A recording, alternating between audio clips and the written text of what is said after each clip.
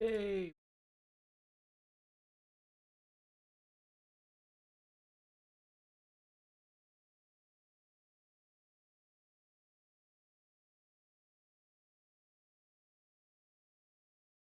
Broadcast started. Okay, that's a good sign. Hopefully my chats are working. I had to reinstall my goddamn thingy McBobber that does both chats for me.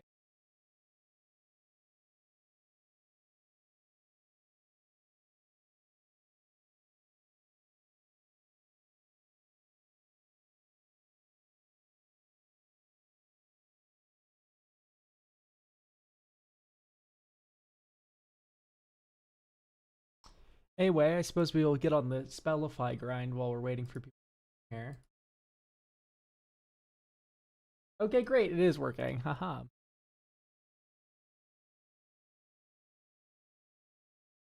Noble. So it's not Yorvo. I don't know why. It's just this caught me up. Hmm. The something's fury. When I think of this, I think of like Storm's Fury, the Swarm's Fury.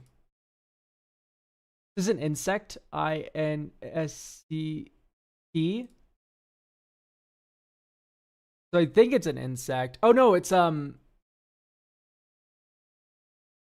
be a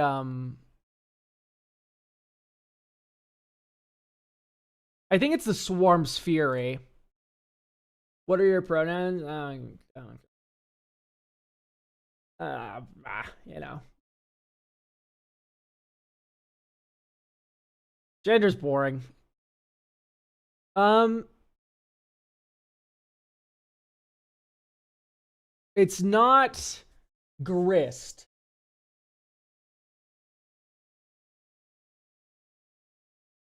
It's not grist.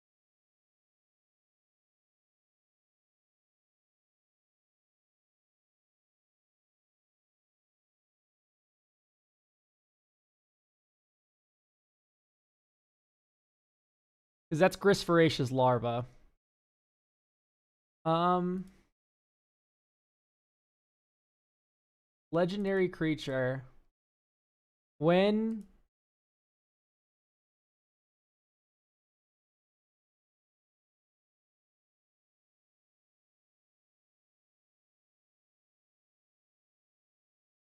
lands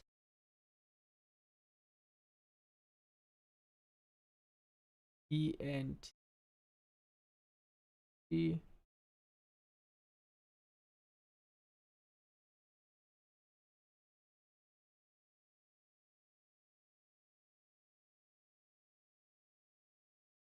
A weird ability.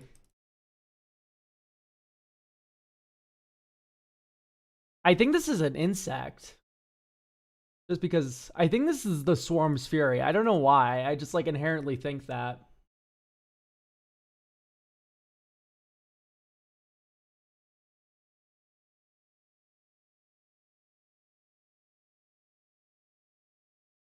It's the something's Fury.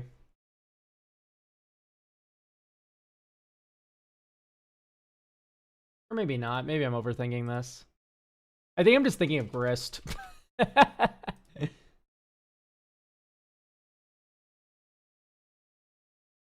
The something's fist. Maybe. Maybe.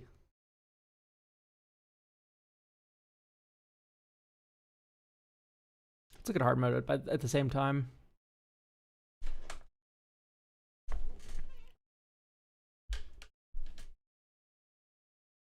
It's an artifact creature, right? ARTIFACT CREATURE. Or is it legendary? LEGENDAR. Nope, so it's artifact. Artifact creature might? No, it would be legendary artifact creature because there's only one other might at mana value 1.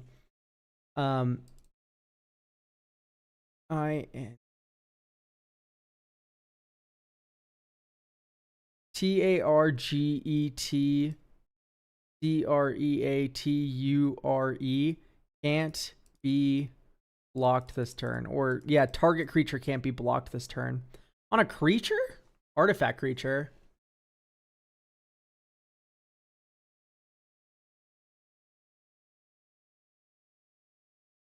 B-I-G.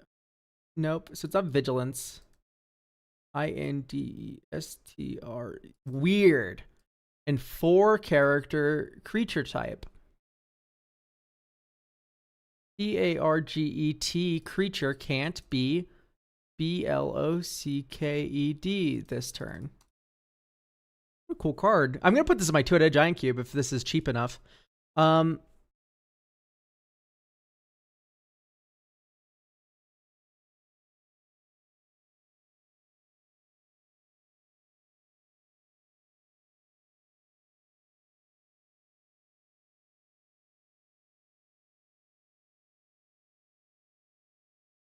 God, I have no clue for this one.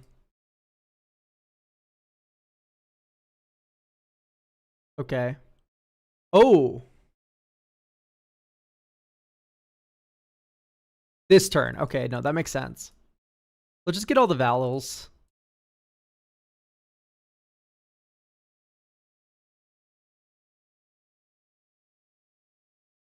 What is this word?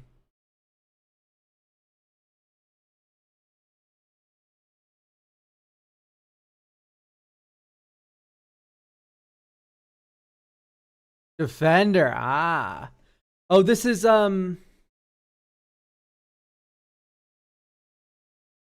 bookcase. This is from Duskborn. It's not like Hungary. It's like yeah, this is bookcase.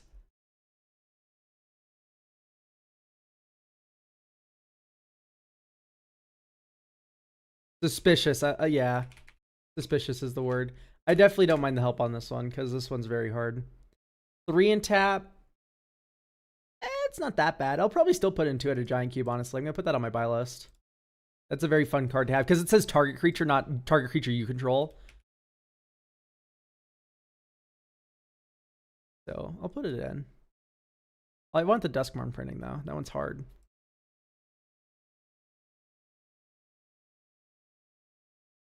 Okay, we got the hard mode.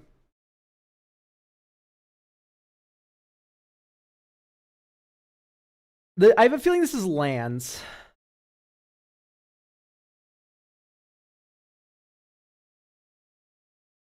What's this ability?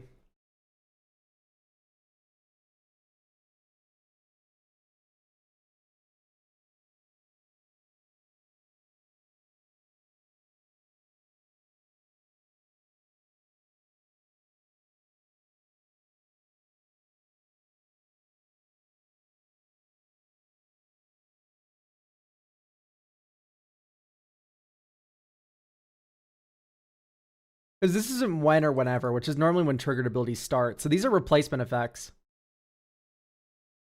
Instead. Like, it's not instead, but it is like lands something or other, do something.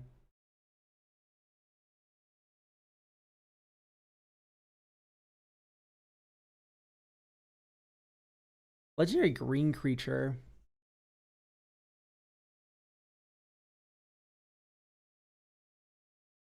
So this is a possessive followed by something else. That's confusing.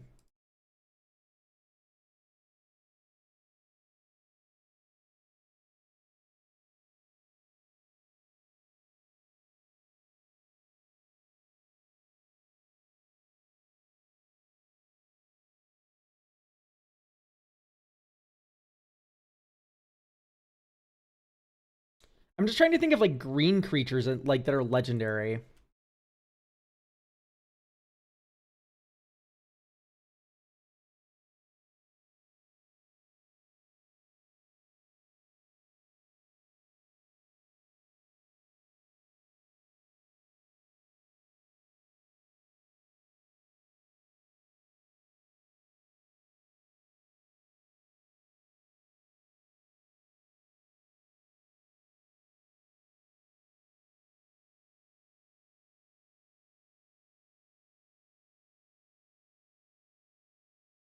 Uh,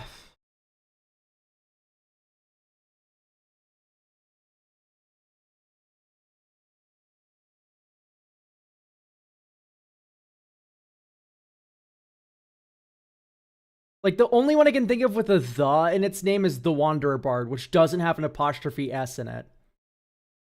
You know what I mean, chat?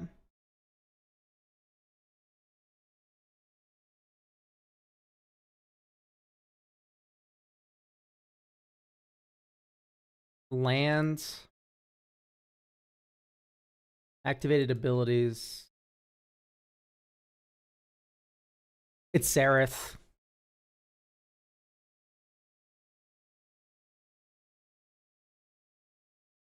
Sereth the Viper's Fang. I don't think of her in like a command zone context, which is what was fucking me up. I was like, what green commanders are there? And not what green legendary creatures are there? That makes a lot of sense.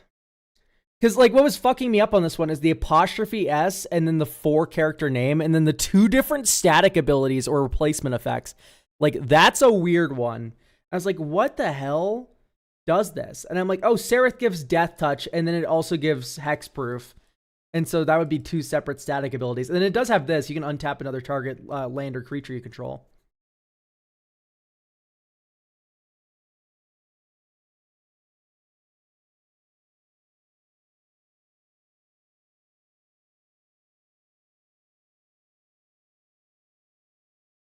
As my buy list for my silly cubes and stuff. Later this month, there'll be another one of my cube overviews for my weird cube that all of these are in.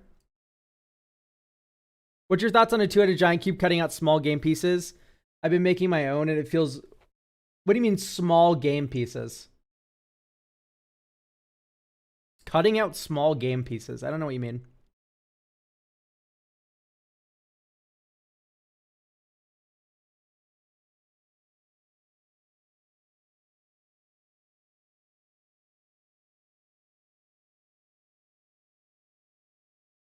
Oh, I'm so sorry, Mr. Donut.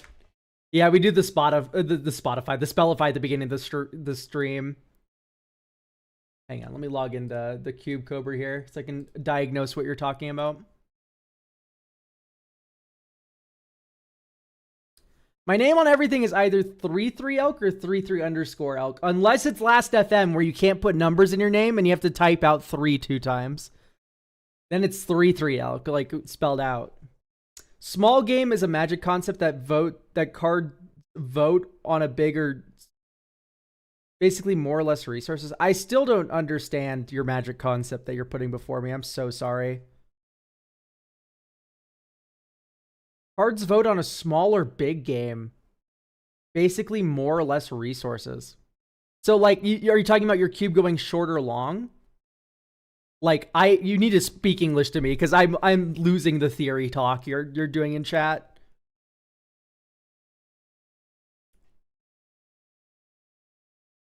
Small game versus big game MTG. Big and small games. Okay, here we go. Damn black. Okay, this is why I don't understand it, because scary guys talking about it. Fucking dude's doing like mental gymnastics. I'm here just playing cards.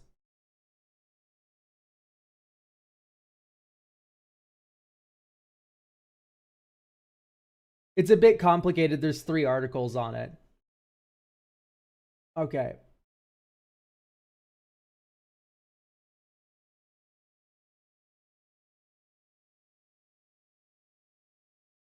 Small. Elvish Visionary versus Elderfang Disciple. Small, big games versus small games. All these exchanges, and in a way, most cards cast and making a game of Magic can be thought as voting for either a big game or small game. In big games, players have more cards and resources at their disposal. In small games, players have fewer.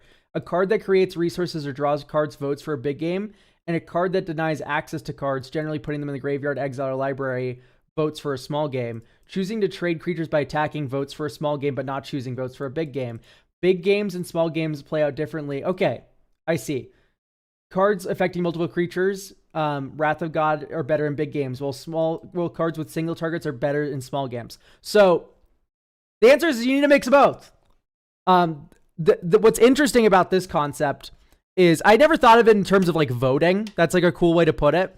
But this is something I think about, right? Like we have Kythian, right? Kythian votes for a very big game where you are attacking with 2 other creatures and you swing and then it flips into Gideon Battleforged and you're like, cool, I'm slowly going to kill your entire board and win. This is big game. Small game votes come from shit like Narset. Narset's in this cube.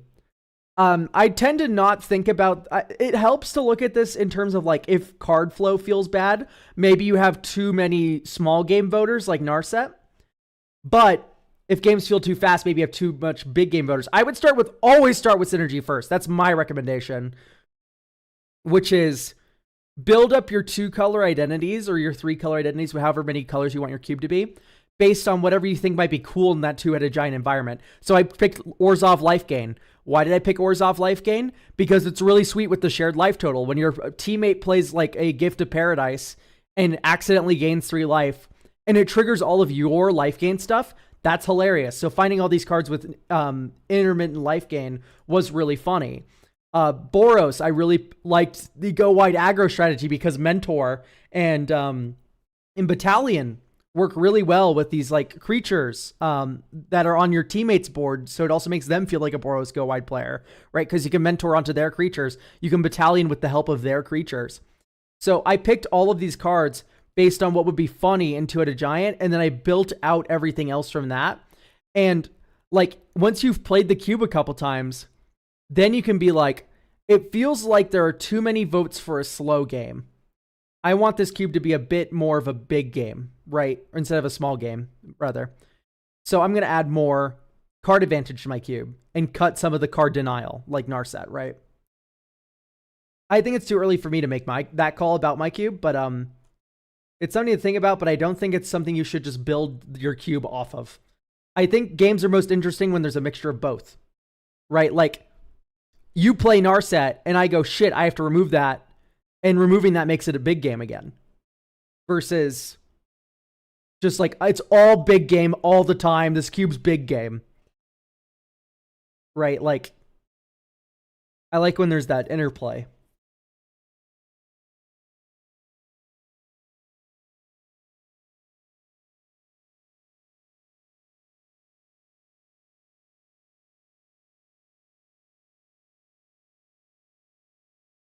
Okay, let's do some more daily games. Oh, wow, it's all festive up here now. Look at that. All right, let's just play the normal daily. I don't want to go hard mode. Okay. Can't block whenever land enters, it gets +2/+2, or artifact gets haste. I'm just going to vote for the more recent card when they're both bad. Lion Sash or Blight Grenade? I'm going to vote for Lion Sash. I hope people are playing their Graveyard Hate. Bood Butcher or Book of Ross? Dude, it has to be Bood fucking this one, right? Pay 2 life to draw a card for 2 mana. And that's after you've paid 6 mana. Yeah, no, get out of here. Courier's Briefcase, which mana fixes because it's a treasure. It makes a 1/1, and then you can draw 3 cards. Or, whenever this creature attacks, create a 1/1 green scroll token, then put a counter on this for each. Okay. I'm going to vote for Animal Friend, because that one makes your creature big. Flameskull, flying. Flameskull can't block. When Flameskull dies, exile it. Yeah, exile the top card of your library. And it. And then until the end of your turn, you may play one or the other. Sir Armonth the Redeemer. 3 and a green-white for a 4/4. God, I need to put Flameskull into like an Exile Matters cube. That thing's so awesome. I'm going to vote for Flameskull. Really? There's more people that want dog shit Anthem than cast from Exile every turn? That seems a little weird to me. I'm going to go with Mandibular Kite. You'd be shocked how many people can use a flying living weapon for 1. There's a lot of decks that really like that kind of thing. Get her thoughts.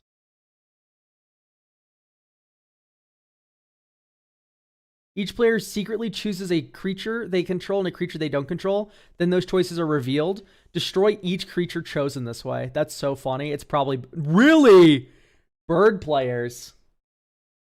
Y'all are built different. I would never put that fucking card in my deck. This is a Chatterfang. That's Smothering Tithe.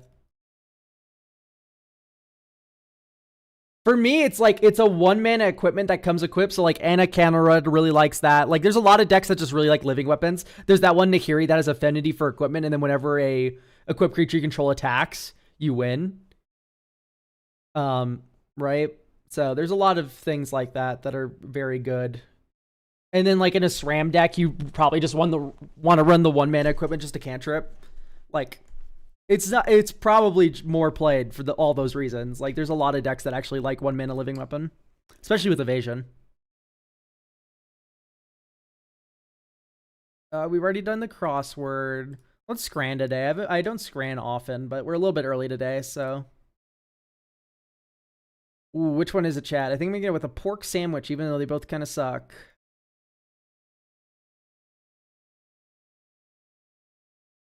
I want those sausage rolls. Those look pretty good.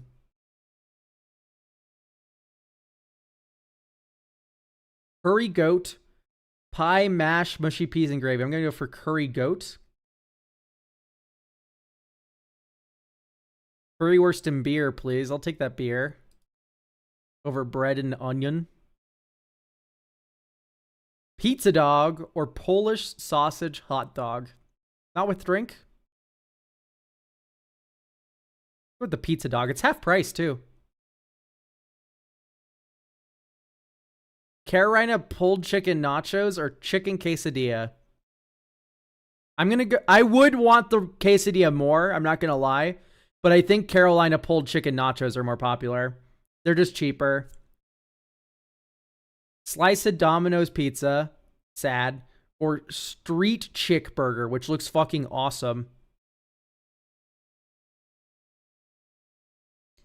Eggs with onion and chili or vegan tacos. Ooh, this one's tough because here's the thing. People hate vegans.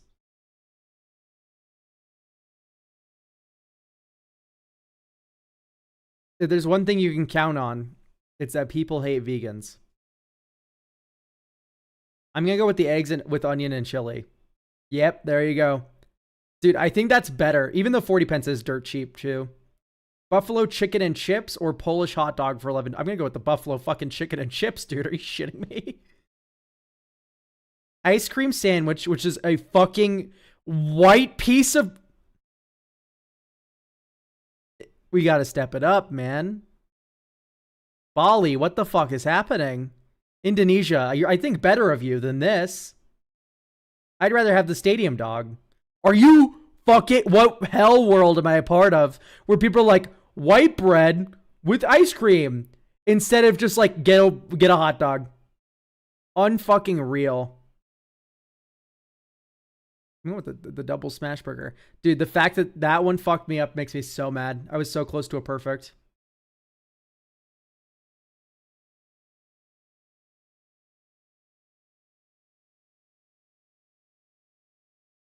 That shit's fucked up.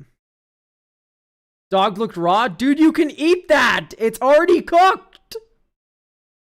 That dog looks hilarious. Look at this dog, and you're telling me this ice cream sandwich doesn't look hilarious?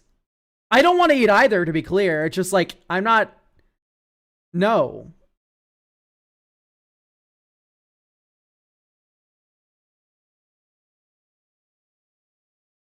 All right, let's get into like deck reviews, right? That's what we're all here for. Do you guys like the daily games? I need to poll you all. Do you guys like the daily games? I'm going to get a lot of survivorship bias here because if you watch the daily games at the beginning of the stream, then you stayed around for them. And if you don't like them, you left.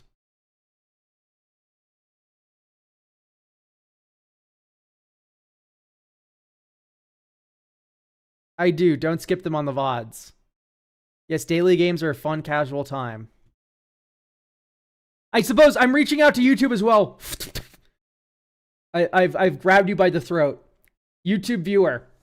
I know there's like at least like 600 to 800 of you. I gotta ask, do you like the daily games at the beginning or do you skip them? All right. Mona Lisa, this is your list. What an awesome name on Twitch, by the way. That's pretty good.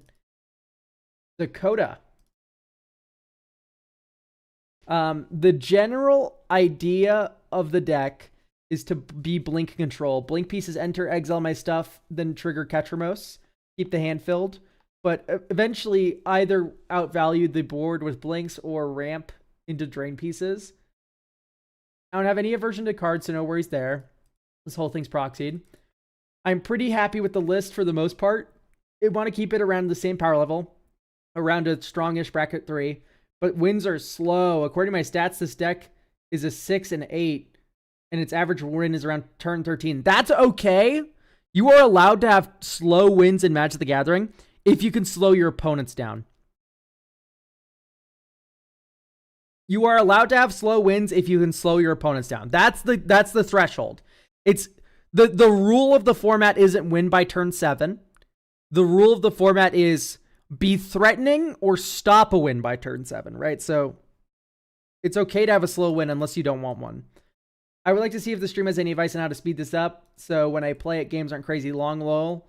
Petramos lets me see so many cards, but I don't know how many of them themselves have directly impactful. Thanks for the advice. I love your videos. This is my first real list that I made and I'm proud of, but feel free to tear it to shreds. Okay, 38 is too low for a control deck. I don't care how many cards you draw. Second check. Okay, you don't have Ghostly Prison. Very good. That you're better than most people already. Cling to Dust is awesome because you draw 2 cards with your commander. Cloud Shift, I personally don't like. I like Cloud Shift for exactly one kind of deck, and that's decks where Cloud Shift targets something, and then it's not yours, and it flickers it back under your control. Because this is one of the only flickers that say return it to the battlefield under your control. So we're just going to remove that because I much prefer Ephemerate.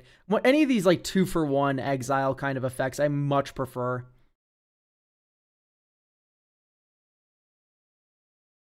Or Parting Gust, right, where it's also removal. Not a big fan of Another Round. I feel like it's too expensive most of the time.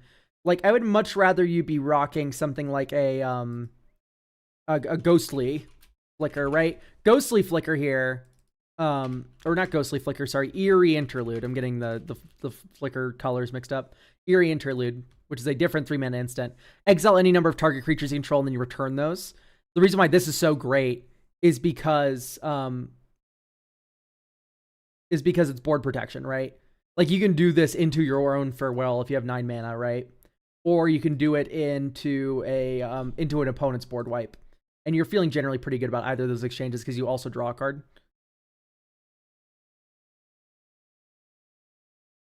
Does this trigger work a lot like Dying, where if you flicker Ketramos, he does draw you a card? I do think Conjurer's Closet's too slow, especially when we can just like do some tricks with Teleportation Circle to get in your hand more often. Generally, these effects don't stack really well. You'll have games where you go Teleportation Circle. Next turn you go, like let's imagine the curve. You go Ketramos turn 3, Teleportation Circle turn 2, and then turn 5 you go Conjurer's Closet. And then you just have one creature to flicker and you have 2 flicker enablers. That shit's really bad. Really not a fan of that. Currency Converter triggers whenever you discard a card, which is, I mean, you can also trigger it by itself, but I'd much rather just focus on these effects here, Ghost Vacuum Relic, and these are all just Phyrexian Arenas that actually draw a card right away and cantrip, and they're 1 mana. Like, they do so much more for you.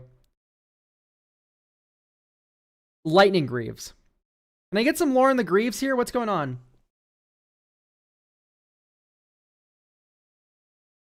It combos with Ketramos. Okay. So if your goal is to go like full hand mode, that's hilarious. How do you stop the loop?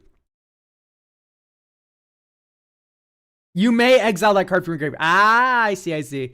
Okay, so yeah, if you're full hand, you can go ding, ding, ding. Okay, we can keep that in. That's funny enough. I don't like top. I generally think of top as like... I generally think of top as being like just pretty mediocre in Commander. Like, it gives you more card selection, sure, but you're already ripping through your deck with Ketchermos, so... Okay, anyway, explain the Greaves to me, because I'm not seeing the picture.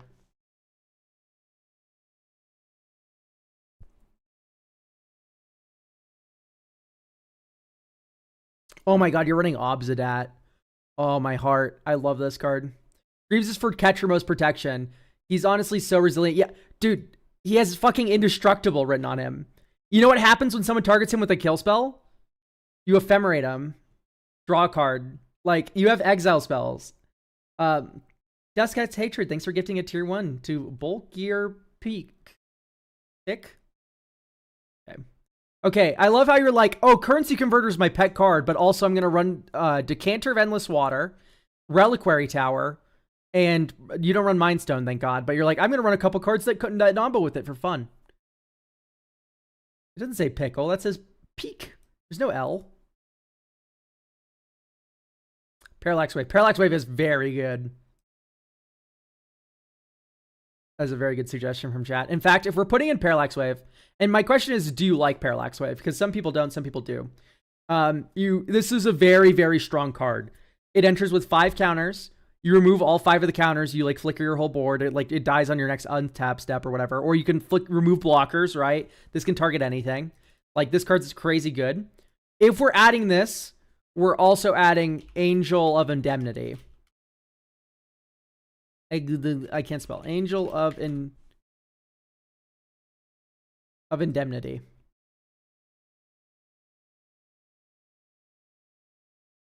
When it enters, return target permanent card with mana value 4 or less from your graveyard from the battlefield.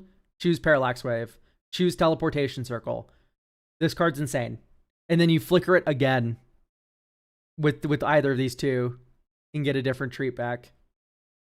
Well, not with this one, I guess, but you know what I mean. I like Mirror of Life Trapping. That's such a good addition.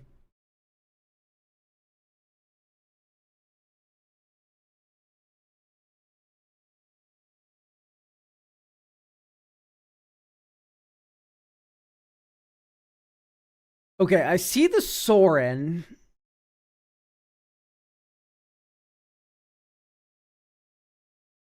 I like this Kyle a lot, by the way.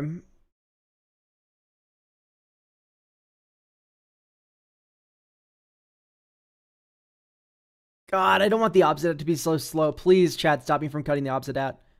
Please, please, please, please, please. Okay, Noxious Gearhulk goes, I guess. Angel of Despair. Literally, there's a...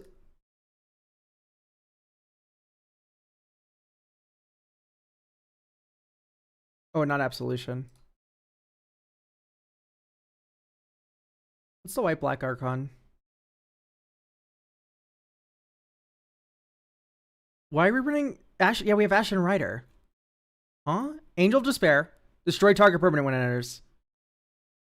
But the other has better art. I do agree. Angel of Despair has better art. Dear God, Angel of Despair. I love this art so much. When, like, Ashen Rider has decent art. It's just like, put it next to fucking Angel of Despair. And, like, I don't think it's a contest. Evil Angel looks cooler than this guy. But when he enters or dies, you exile target permanent, which triggers your commander. He's 1 more mana, but like, you draw 2 cards. Okay, this is a land. Solemn Simulacrum. I'm gonna cut your ramp. I've decided. You are a super hard control deck. We're not ramping. We should be playing lands.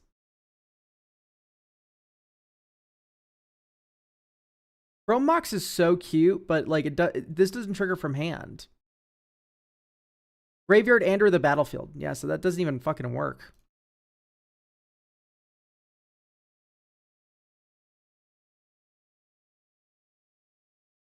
Great. Okay, Bogart Trawler's already in, Bajuka Bog's already in.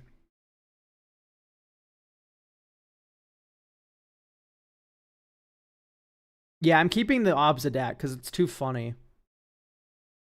So did this like card go up in price after the printing of Ketchermos? Does not look like it. God, I love the Obsidat so much, chat. This card's so funny. Okay.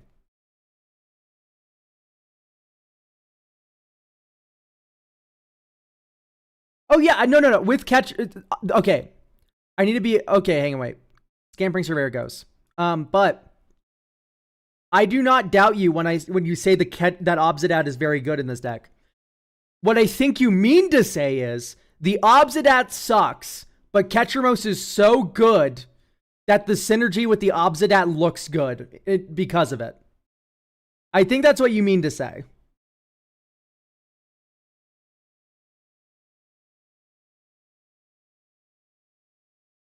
Because I really want you to look at the Obsidat and tell me it's not just like a really funny Phyrexian arena.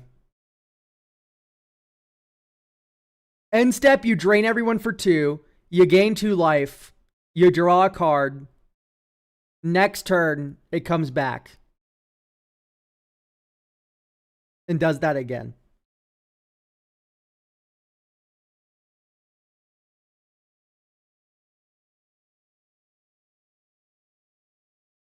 But I like it here because it's also a 5/5 that just like hits them, which is really funny. Okay. Scavenger Grounds. Right? Exile all graveyards. That's a good thing to do. Remove a plains. Add. Not Ifnir Deadlands. Fuck. Shefet Dunes. People know where this is going. Shefet Dunes. It's a desert. It has other text, but it's a white desert that enters untapped. Cut Evolving Wilds. God, why are you on Evolving Wilds? For Arid Archway. And then after all of that, Sand Scout. So Sand Scout here can get either of those deserts. You can tutor for Grave Hate off the Scavenger Grounds or the Arid Archway. In fact, I'll even cut a swamp. If you need a black, you can get Ifnir. Deadlands. Right? Who just subbed? Kashmira Queel. Thank you for the Prime. What bracket is this deck trying to be? 3. Okay, so I'm also going to add Grim Servant. This is a tutor, but it's a tutor that goes and grabs Ephemerate, and then you Ephemerate it. Oh, it's tier 1. I see. I don't have Prime. I see. Yeah, for me, I don't know why. It gave me the star here, which means... Yeah, because normally it just put a tier 1 next to him. That's an issue with my streamer thing. Anyway, long story short, you can tutor for Ephemerate with the Grim Servant, bare minimum. And then that gives you shit like Swords to Plowshares and whatever, like a Gross Vacuum, right? So you're full of 1-drops that you don't mind tutoring with Grim Servant. Plus, you're already gaining a ton of life anyway. So, yeah, you're good with Grim Servant. But the backup to this is if you have a lot of devotion, like you have Shieldred, Ketchermos, Emperor of Bones, you then play Grim Servant, and you go, great, go grab Ephemerate it. Go grab Grey Merchant of Asphodel. Ephemerate this one again. Play Grey Merchant of Asphodel. Flicker it with Parting Gust. Grey Merchant of Asphodel again. Right? So, that is a very interesting gameplay loop. I might also recommend Kokusho. The jury's out on that one. The jury's out on Kokusho. I can't speak. I said it right the first 2 times. You know the card I'm talking about. Jury's out.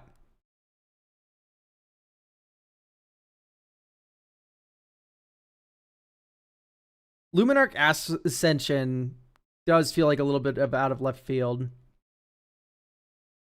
Is a dies trigger, not an ETB. When did I say that Kokusho was an enters trigger?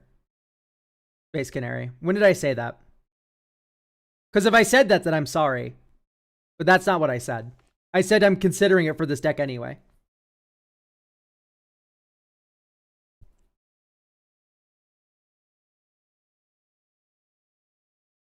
Okay, fine. I made assumptions. All right, we need 2 more lands. I'm gonna go with Ash Barrens. This is always, always, always, always, always better than Evolving Wilds, unless you care about landfall. Unless you care about landfall, then this is worse. But if you just need a fixing land, Ash Barrens is better than a Evolving Wilds because it enters untapped if you need it to. Pretty dope. Why are you hiding your stats? Oh, you mean in the text box? I've yet to fix that, and I'm lazy, so I've not fixed it even yet. I remember having a game where Luminarch Ascension was the only card I played, and I won that game. Yeah, Luminarch Ascension is very strong by itself, but it's also kind of devoid of synergy. Like, what is this doing for you in this deck? The answer is, like, not a lot. Like, it makes you a bunch of angels. That's the joke. All right. We have one more card addition. We already have 40 lands now because Angel of the Ruins is a land. Like, especially in this deck. Like, there's some decks maybe you can say where Land Cycling 2 doesn't count as a land. In a deck this slow, this is a land.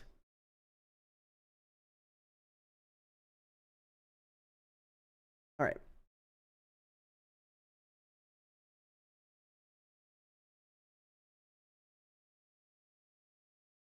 I do like Angel of Condemnation.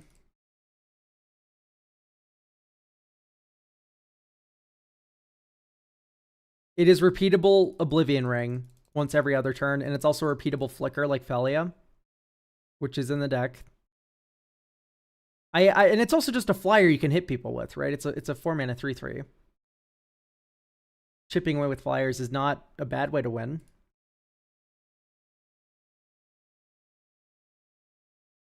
Ooh, it also works with Far Traveler. That's really fun. Here's an example of Angel of the Ruins being a land, or a land, right? We're just such a slow deck that we don't care.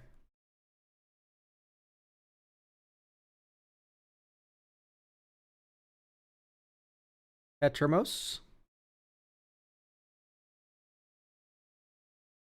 Surveil 1.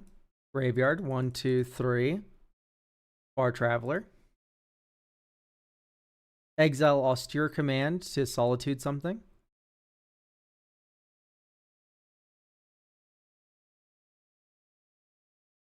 Cling to Dust something. Or we would have drawn a card. No, because this is only during your turn.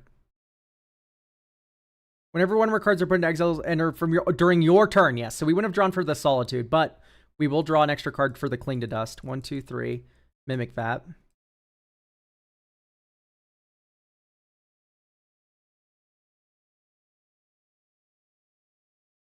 There you go. This probably has something under it now.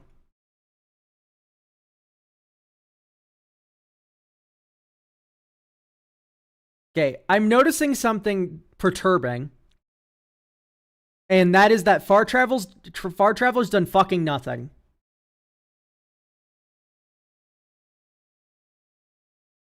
And that's because we just can't get cards in the graveyard fast enough for Ketramos.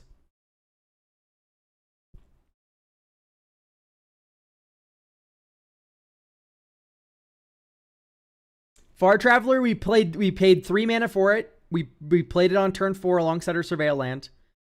It is now about to be 3 turns of no value from it. Of course, our sample size is 1, so let's not base it all on that, but... Okay, this hand is keepable, surprisingly. Scavenger Grounds, next turn. You go Arid Archway, bounce, and then you discard a land. Fabled Passage, pass. Practice for a Plains. Isolated Chapel, Petramos.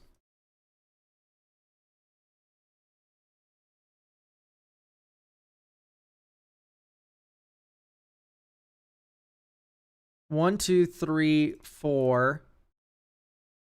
Grim Servant for Ephemerate.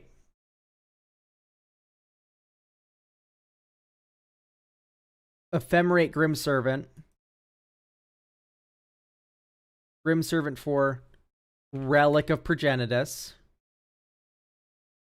We draw a card because we did that during our turn. Next turn, Ephemerate Grim Servant. Draw a card and then tutor, my bad. Mana value equals 2. Maybe just get Reprieve. Swamp. All right, we go Arid Archway, play Relic, and crack Relic after tapping it. Draw 3. Okay.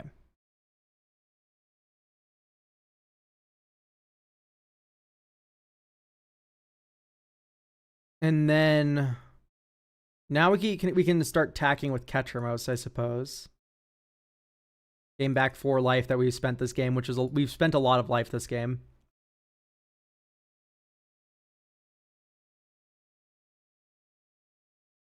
Soul Warden. Ephemerate also exiled. Ketramos only gives 1 there, I think, right? No. Are you talking about from Relic? Because Relic is tap, target player exiles. Exile this from the battlefield. That's another trigger. Then exile all graveyards. That's another trigger. This is a 2-mana Ancestral Recall, and it also exiles all graveyards.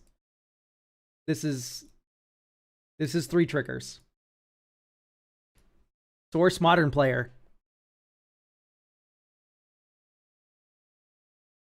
Okay, and then I would probably just drop like Emperor of Bones. Move to combat, exile something, lose a life. And then you go 1, 2. You probably keep Scav Grounds over Plains. 3, 4. And then you could have tapped in a way to hold up Path here. Path to exile something. Hooray. Gain a couple more life next turn. Scav Grounds. And then here you hit with the black. 1, 2, 3, 4, 5. X is 5 Exsanguinate, gain 15 life. Ah, so calm. You have Angel of Indemnity, which can bring back the Ravenous Chupacabra and also be gaining you life.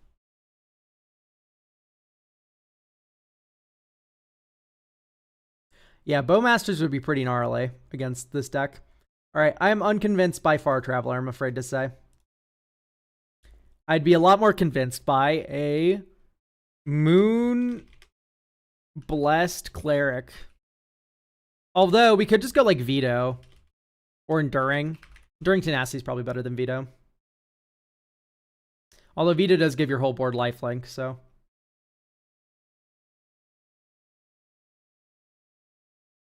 Whenever you gain life, target opponent loses that much life. Just start Death Starring people.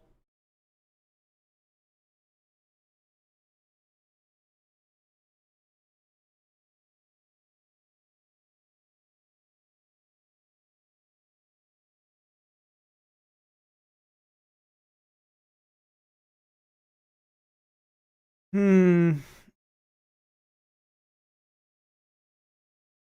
surprised not to see Overlord shenanigans here. You do have Felia and the other stuff. Like, you can go, like, in more flyers. Does Elk read YouTube chat, by the way? T. Didn't even consider the Overlords. Yeah, exactly. Like, that's a very popular play pattern. I think the best one is actually Overlord of the Mistmoors for your deck.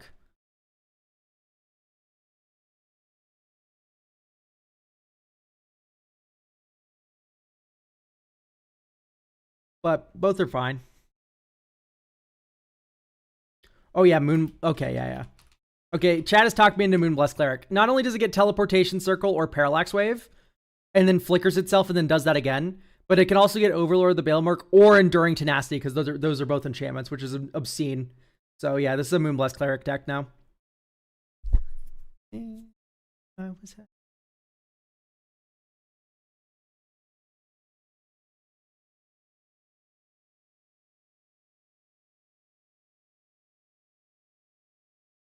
Yeah, sadly, Twitch has banished YouTube chat to the realm of background chat. it's a little bit sad, but I still do read every YouTube chat message and I reply to the ones that I feel are very relevant. So sorry if I don't say hello to everyone who enters and all that. All right, what to cut? Okay, it might just be Ashen Rider. I do feel like that is a little bit expensive without like cheating for this deck. Spark's fine. Although Despark actually like has a lot of misses nowadays. The sorry truth of the matter.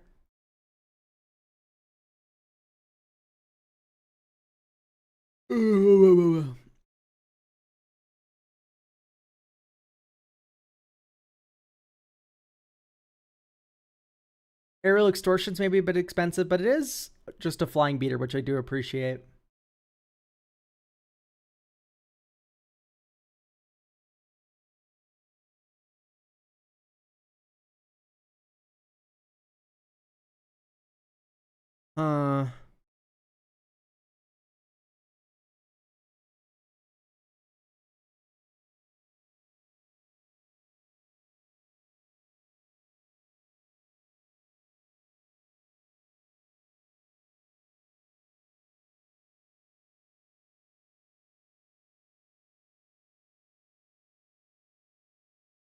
Maybe it's Cosmic Intervention. I hate cutting Cosmic Intervention, but we did just add Eerie Interlude, which I feel does everything better. I would like Cosmic Intervention better if we didn't have Farewell, and we also had more fetch lands, which we don't. Skyclave Apparition is a good suggestion. It's just like, what are we cutting? I'm more looking for cuts than additions. Yeah, we can add a Wits Enchanter. That's a good call. Thank you, Alyssa Corner, for the sub. Guys, did you know if you have Twitch Prime, you can do things?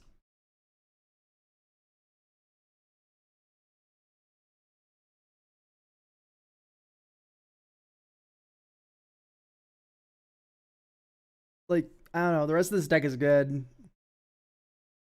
My next move is like start cutting board wipes, which I really don't want to do, I feel. So I think this is just good. Like, there's your deck. I think this is about ready. Like, there's other cards to consider. Like, Skyclave is very good in this kind of environment. Why didn't this post in YouTube chat? There we go. Posted in both now. But maybe could cut Flickerwisp. Flickerwisp is one of the better cards in the deck because it flickers Overlord the Balemerc and Overlord the Mistmoors. It's one of the only things that can target any permanent. And Belia as well.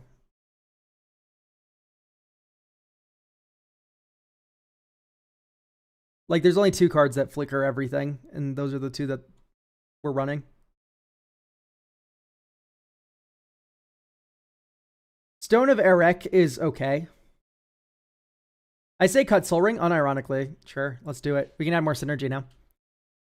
That's what Commander's all about, baby. About your latest short, why do you keep making content about that kind of stuff? Because I think it's funny. They won't stop even if you make release, so why bother? Because it's funny. I disagree about some of your points, yet I don't criticize you for having a different opinion. Okay, great. Salute you. I think that everyone who really watches you understands the point of these shorts, and others refuse to listen to it. Okay. Yeah, that's it. I can't believe you actually did cut the Soul Ring. I don't have Soul Ring in most of my decks. I don't know. Cormella doesn't have Soul Ring in it anymore. Like, this is my big mana deck. I cut Soul Ring from it. But honestly, like, you are very pip heavy and you're making the game go long. You don't need acceleration. You can just run more synergy if you want to. And even if Soul Ring is that... Listen, you did without a second thought, though. It's because I've been doing it. It's because I've been doing it to my decks. I've been cutting Soul Ring and I've been just completely fine about it. Okay, it's not a crutch. Soul Ring is that good. Soul Ring is a stupid Magic the Gathering card that wins games, right? Like, I need to make that abundantly clear that Soul Ring is fucking stupid in 98% of decks. 98% of decks are better off for playing Soul Ring. The thing is the card's fucking boring. You know what else you're not running? Rhystic Study. You know what else you're not running? Gaia's Cradle. Do you know what else you're not running? Like, you're not running every other good card. Like, why stop at Soul Ring? You can just cut it. Oh, it's budget. You can just cut it. It's like, just cut it. It's fine. Literally, it matters 1 in 10 games because that's the amount of times. Maybe with the free mulligan, it matters 1 in 5. About. And it just lets you put more fun synergy in your deck. So we just made room.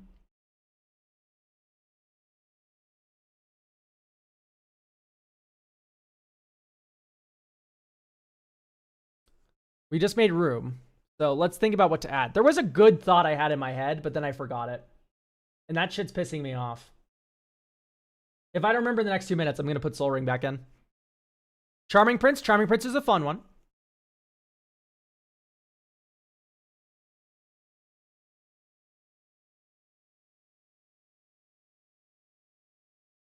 Skyclave. Skyclave. Thank you, chat. Skyclave Apparition is very good. It turns into a removal loop with Felia. You can ephemerate it. It's like one of the only O-rings you can ephemerate. It's so good. An Exsanguinate or debt are needed? Yes. No, people like the overalls. People are like, why do you have a belt with overalls? And like, it's like, there's... They're like, you can... It cinches your waist. Like, there's reasons to wear it. And Kashmira put more in chat. Like, it can help hold up, like, you know, stuff like pouches.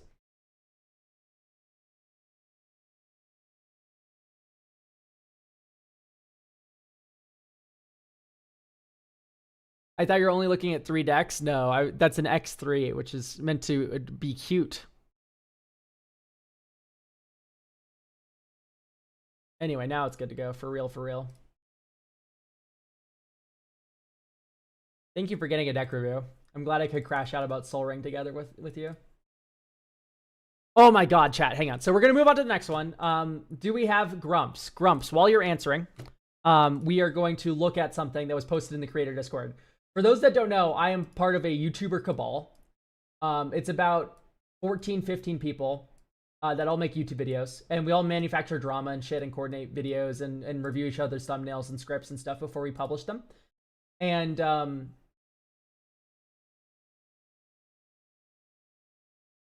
I need to find it. Ad deal talk. Quips and guac. So this website called Deck Check wants to collab with me, but they use AI. But the AI use is appalling. The most unnecessary thing is the deck roast feature. ChatGPT is trying and failing to take Mald's job. So this is the deck roast thing. So this is the deckcheck.co reached out to Quips and Guac, and he posted in the ad deal talk. The ad deal talk is normally meant for like coordinating prices and stuff. Like we're like a union. We're all this price. Set that in stone. If one sponsor comes to us, every sponsor's paying that amount. But sometimes we complain about scams and shit, scam emails we get. And the deck roast one is one of these. So let's read what the fucking AI has to say about the Quips and Guac test. The mana base is a tragic comedy of tap dancing clowns. Congrats. You've crammed in every tapped land that ever sucked. Glacial Fortress doesn't suck. Irrigated Farmland, Temple of Triumph, and even Evolving Wilds, because shuffling your 99 for Plains is peak entertainment. Like, this shit sucks. I don't want to read it no more. Half your games will be spent watching lands enter sideways, while your opponents literally win via surrender damage with birds from Swan Song tokens. Shivan Reef deals your damage. Shivan Reef is good! Shivan Reef is good. Honey! This is gay appropriate. Honey? Miss Honey, Miss Thing? What the fuck are you? Listen, Boots. The second ChatGPT talks like that to me, I'm fucking killing someone. Hi, Diva. Can I call you Diva? Anyway, listen, Boots. Your untap step is the real enemy. The synergy, more like Psy nerdy. Fuck off. This sucks. That's the worst thing I've ever read.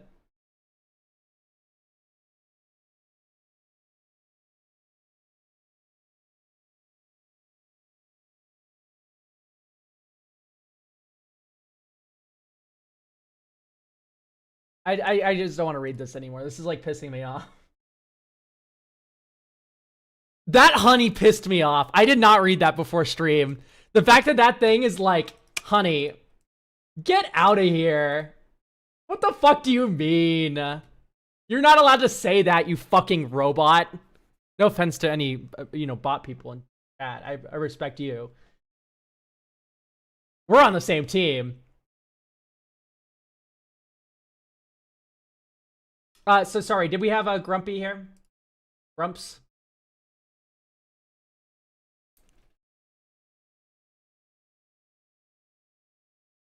Hello again. Okay, great. Thank you so much. Sorry, I was too busy crashing out over AI. Okay, I'm gonna duplicate this, and I'm sorry, Grumps. This deck is very, very beautiful.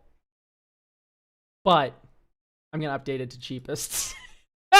So I can read the goddamn cards. I'm so sorry. I know you've picked out every printing painstakingly. However, I need to be able to read this. It's all proxies based. I have a Mishra Eminent one sacrifice combo deck with Saheeli in the 99 to support. That's not what I'm looking at. It's pretty good. Okay, so what's happening? Did we just change the deck's commander to Saheeli? By the way, Brett, thank you for getting a deck review. Deck reviews are the best way to help my channel. Getting a deck review today means you're going to get reviewed next week on Tuesday.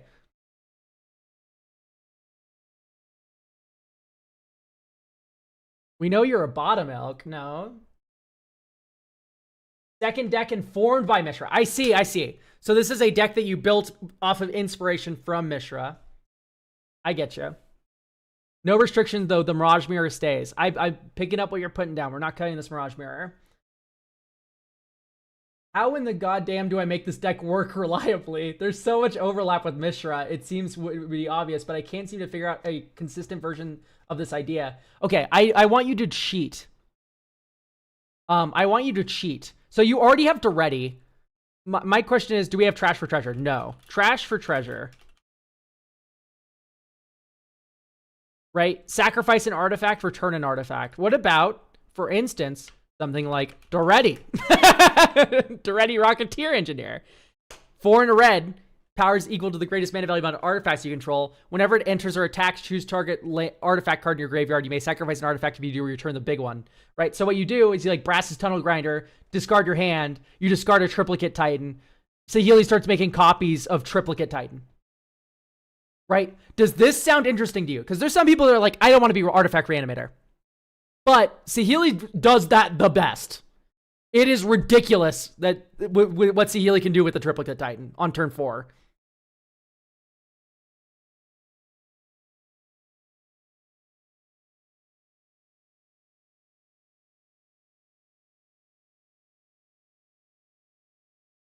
I like it. Also like a toolbox feel. Okay, great. So let's dive into this. I sound like an AI. Hang on, wait. Different verbiage. Let's get into this. So first things first, I want to add a Arena of Glory. The reason why, and in fact, I'm going to cut a... This deck is not only perfect, it's in creative too. Way to show off your creative flair. Fuck off. I fucking hate ChatGPT speak. I want to get really good at it to piss off my friends though. Dark Clan Ironworks, Mightstone, Meekstone, Portal to Phyrexia. All right, let's get Honey, let's dive in. That shit pissed me off so bad. That's fucking amazing that it said honey.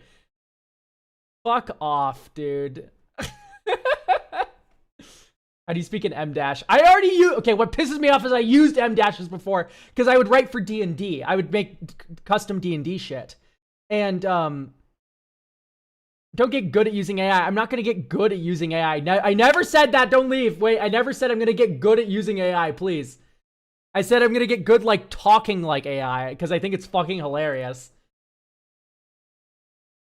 But no, I used a lot of M dashes in my writing because I wrote for D&D stuff. I did a bunch of D&D writing for like homebrew and stuff. And what that meant was a lot of they use M dashes in that writing a lot. Oh, Reform's in here? Oh, I'm so sorry, Reform. It's so fun. I love Reform, however. However, it's okay. It's not the best thing in the world. Yeah, no, I hate AI. Dude, I'm a fucking artist. Are you shitting me? You're like, oh, you live above you. I'm a small artist from SoCal. I'm not using AI.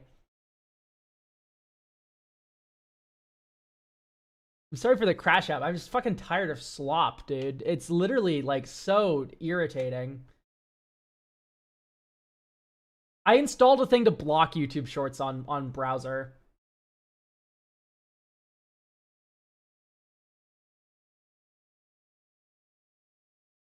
Okay, I kind of like determined iteration. It's kind of fun.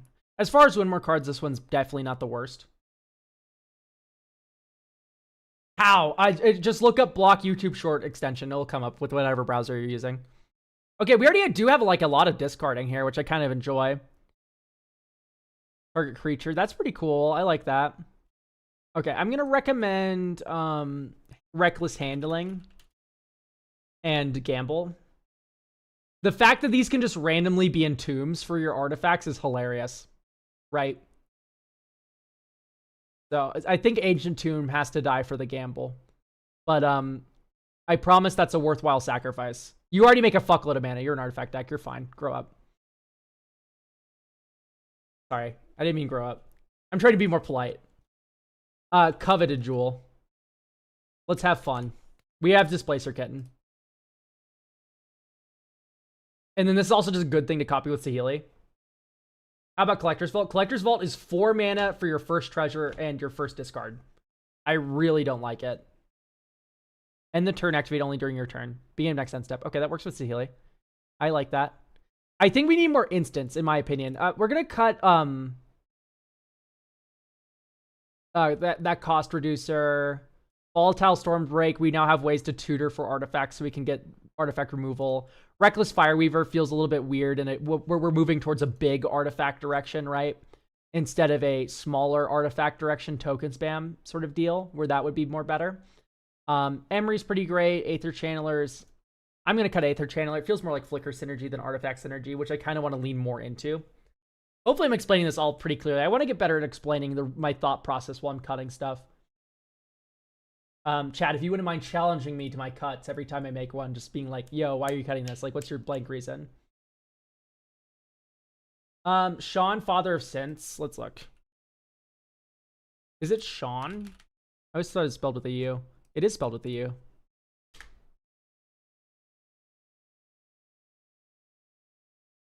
Legendary creature you control.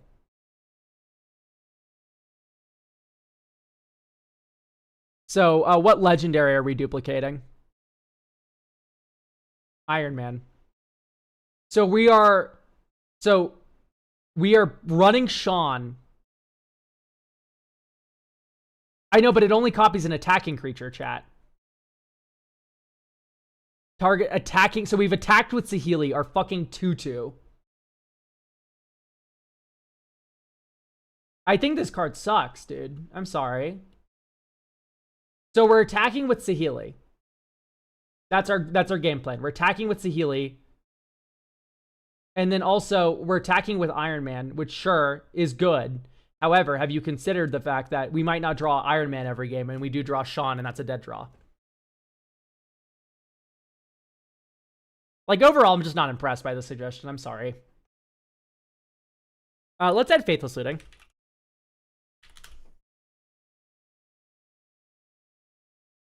And do we have Fomori Vault already? No, we don't. Fomori Vault. It's a discard outlet that also digs you, equal to artifact. Okay, I'll shut up. Sorry. Don't apologize. I'll shut up. Sorry. It's okay. I just didn't like your suggestion. It's fine. You're allowed to make suggestions I don't like. Dude, on 3-3 Elk stream, he screamed at a chatter. Yeah, Sean's a good card in the right context. I don't think this is the right context. Hulking Metamorph is funny. I know the card. I don't know if I would put it in.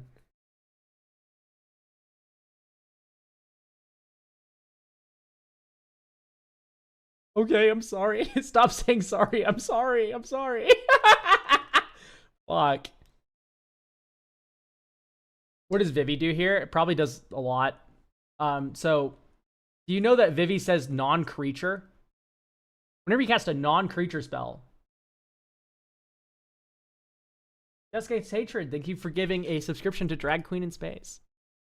Let's run Muddle the Mixture.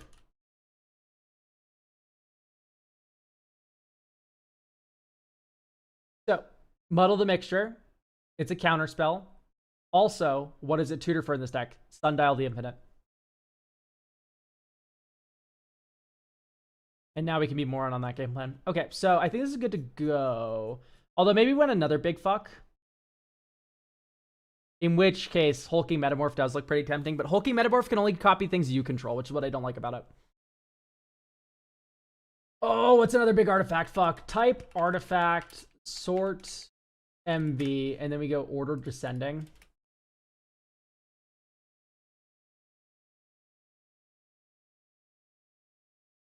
Ascending. Or is it sort? I think it's sort.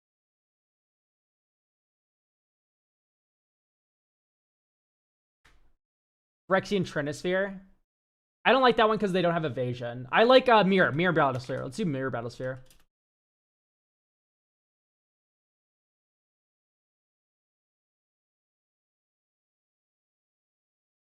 I'm gonna run Mirror Battlesphere. I think this is the method. Because you can copy it and get that ETB again and then just like fucking like dome someone for 8. Maybe more. Let's do Patriarch Seal, I guess. I don't like cutting that many artifacts. Maybe it's Virtue of Knowledge. Let's re-add the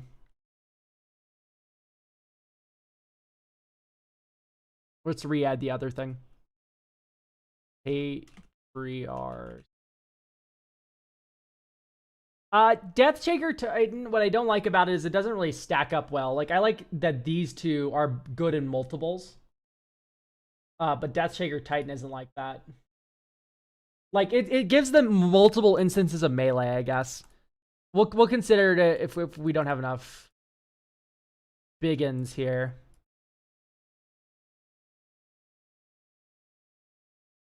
Okay.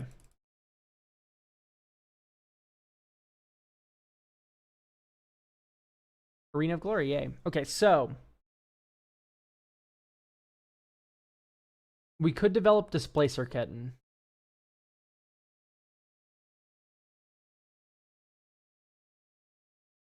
Or we could turn this into Brass's Tunnel Grinder. Let's turn that into Brass's Tunnel Grinder, I think, first.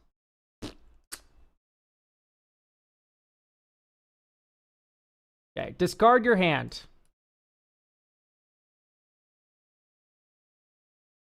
Oh, discard any number of cards. We're keeping Displacer Kitten. 4. We're going to draw 5. Have we made our land drop for this turn? Yes, it was Arena of Glory. All right, next turn. Prismatic Vista. Get Island.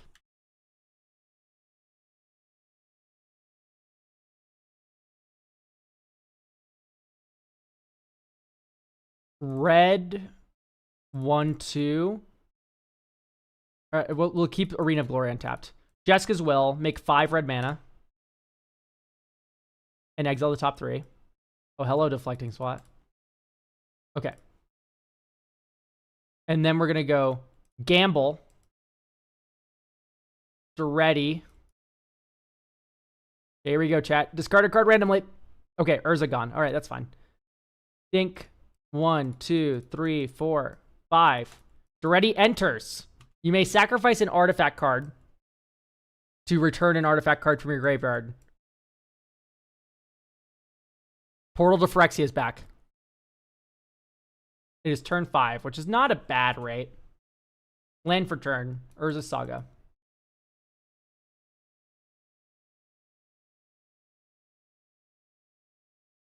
One, 2, sack Mox Amber, get Soul Ring. Anyway, this has haste. Swing. We could return something, I guess. We can return Brass's Tunnel Grinder. or repurposing bay. Discard junk diver. Actually, we are close to KCI loop, but I'm just going to draw 3. Wow, 3 lands. Beautiful. This is exerted. Here's for more revolt. We reanimated something. Oh, we can reanimate junk diver. That's cute. That's cute. Okay.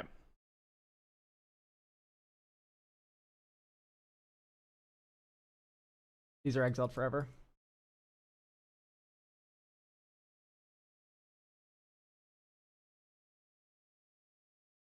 All right, let's make a token that's a copy of Brass's Tunnel Grinder and then just legend rule it just to get rid of this hand. 1, 2, 3.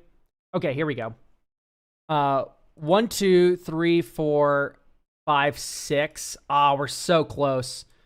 Let's cast Coveted Jewel. Draw 3. Aha! Phyrexian Metamorph. Draw 3. Mox Opal. We have Metalcraft. 1, 2, 3, 4. Displacer Kitten. Move to combat. Swing with the ready. Sacrifice Mox Opal. Return Mox Amber. Mox Amber. Are you in my graveyard? I could have sworn the other Mox was in here. Mana value equals 0.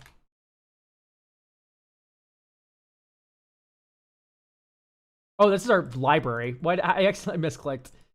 View all. Mox Amber enters. Second main phase. 1, 2. Skull Clamp. Flicker the Coveted Jewel. Draw 3. 1, 2, 3. Okay. Tap for a blue. Imposter Mech. We float 1 blue. Coveted Jewel gets flickered by Displacer Kitten. Draw 3. 1, 2, 3. Okay. Tap for blue again. Simulacrum Synthesizer. Flicker Coveted Jewel. Draw 3. 1, 2, 3. Okay. Tap for red this time. Reckless Handling. Type Artifact.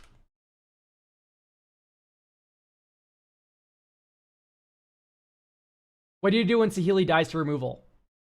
Does she just enhance the game plan like that? I want you to... What is Saheeli doing right now? I don't know if we've activated Saheeli once this game. Get the 1 ring. Or do we need to continue this loop? I think we need to continue this loop, right? No, we have Talisman. Okay, we have the mana to cast the 1 ring. Anyway, this gets flickered after we discard a card randomly. So what you do now... Hang on, discard a card randomly. You go 1, 2, 3. Float a blue. Talisman. This gets untapped. Draw 3. 1, 2, 3. Right, and then you're going crazy. You made a copy of Brasses. There you go. That's all we did this game. Is make a copy of Brasses. 1, 2, 3. Okay. Is Lady Octopus in this? She's very slow but unassuming. Look at your screen. That's just all I have to say.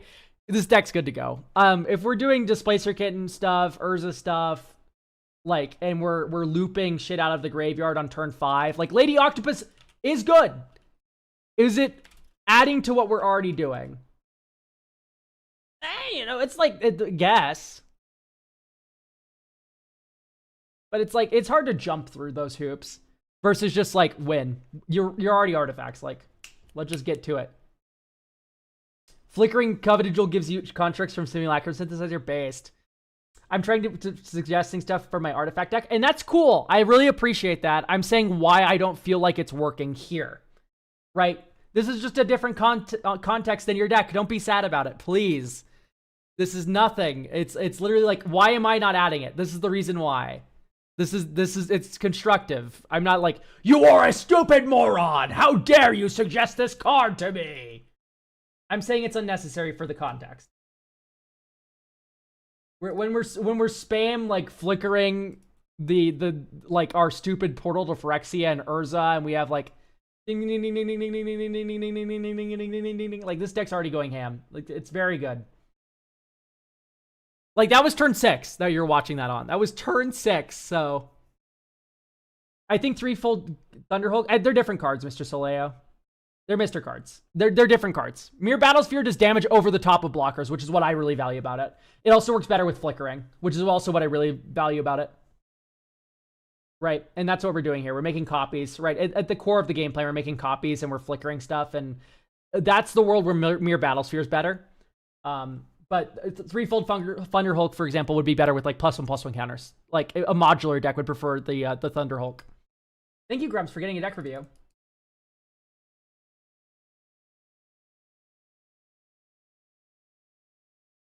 Hey, Elk, any advice for balancing parts of a Voltron deck? Trying to build one for the first time. Just make sure you always have a piece of protection. That's like my advice. In my Safari deck, the protection, I have always had it in my hand every single time. And I need to see how much I actually run.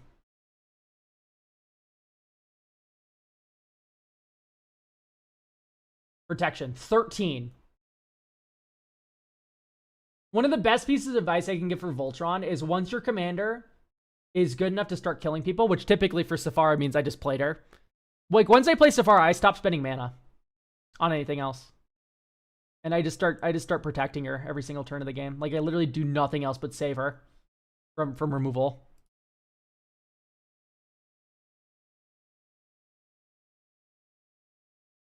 Like, once your board state can start winning you a game, just, like, sit back on protection spells. That's my biggest piece of advice for Voltron. I'm free today, so I'm here for this. Are you M?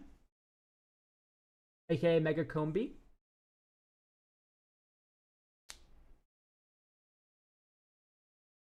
That's me. Okay, great. Hi, M. I'd like to be present for the stream. You're here. Great job. I would like you to look at my Ureni of the Unwritten deck. The game plan is to ramp from 2 to 4 to 7 to turbo out the commander and then flip cards which can win the game, like Scourge of Valka's Terror of the Peaks, Dragonhawk, speeding up lethal with the effect doublers and clones, Morit, Deceptive Frostkite, Doppelgang. Or if those removal magnets are destroyed, instead just beat down with big bodies. I love big, stupid decks like this, by the way, so let's see if you have all the things I would run. I've had some success with the deck at my local tables, as it can easily run away with the game, but I'm also worried that it lacks ways to protect itself and ways to interact at instant speed and can struggle once bogged down as it rapidly become archenemy. I'm struggling to cut my darlings, and I also find cuts without jeopardizing consistently getting an impactful hit off Ureni, and would love your wisdom on the matter. I don't have any restrictions, but I don't want to cut Marit or Dragon Broodmother. Okay, Marit can't go, and Dragon Broodmother I'm not even familiar with. Oh, it's the Devour 2 one. I get you. All right, great. Yeah, sure. Those are both fun cards. I get why you don't want to cut them. Yeah, I wouldn't run Mana Rocks. That's my first suggestion, unless... Yeah, I don't really like this. Okay, so... First test. You failed. Oh my gosh, you're failing a lot. That's okay. That just means there's more to talk about. Okay, so... Numero uno. I love that you're on enchantments. We can keep the artifact ramp as it is. If we run Delirium. That's going to involve some amount of milling, though. I do not like Roaming Throne in this deck. I would almost always... Enters or attacks. Yeah, I would almost always rather just give you Ureni haste. And the best way to do that is Arena of Glory. I also am not understanding the Arid Archway. I'm so sorry. If you wouldn't mind explaining it to me. Is there just like a desert ramp card that I'm unfamiliar with? For 2 basic land cards and or desert cards. I see. Still, Arena of Glory is stupid. Hey, Elk, quick question about your deck review streams. I'm happy to answer because I love getting money. Do you have a big backlog of decks to go through, or is you only... Yes, so the slots are only open for the next stream. So if you buy a deck review today... You are going to get your deck reviewed next week, unless you miss it, in which case makeups are free, infinitely postponable. You can just come to any Tuesday or Sunday stream if you've missed the deck review, and you can say, hey, I want to do it today, and then we'll do it that day. Right? That's the joke. So it's very flexible scheduling, but guaranteed slot starting next week is the joke. I don't like to do what Maldhound does, which is sell all of your slots in 1 month. And then, ding, what's your schedule for Tuesdays? When do you start stream? It says on the thing, quite blatantly. This is all information. Read the blurb for the deck review commission first, Natty. And then if you have any questions after that, do ask me. I recommend just reading the blurb first. Okay. So, let's talk about explosive vegetations. I think they are very good ways to make your Magic game work. I like Search for Tomorrow. I like how its modality between 1 and 3 is there. Okay, I'm going to cut the talismans. I don't think we want to go into Delirium. I think we want to smash big dragons and embrace the funniness of just cascading into dragons and doing silly shit. That being said, I would like to see an Arbor Elf. Arbor Elf is a bit of an ask, though, isn't it? Okay, I'm going to put in Carnelian Orb of Dragonkind. Ding. Add red. If this mana is spent on a dragon spell, it gains haste until end of turn. Woo-wee! Let's go. So yeah, Soul Ring is spared this time. Why not? Secondly, I am so excited for Lorwyn. It's unreal. Scry 2. This sucks. Enters with additional counter on it and gains hexproof until next turn. Beautiful. Let's run both of these. I think these are both good. Next, I think it's Sagu, not Sagu Wildling. Type Dragon, type Omen, right? Bloomvine Regent. 2 and a green, sorcery. Search your library for up to 2 basic forward cards, reveal them, put them one in your hand on the other battlefield tapped, and then shuffle this into your library.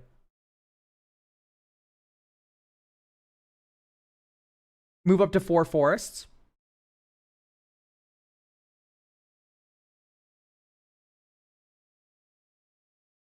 Meringue's already in here. That's about it, though. I do like Sagu Wildling a lot, but it's like a popper playable. It's not like for this, you know what I mean? Like, that's one land spy shit. We're not talking about that here. I low-key just like want to find dragons and sort by mana value, but... Oh, he's so big.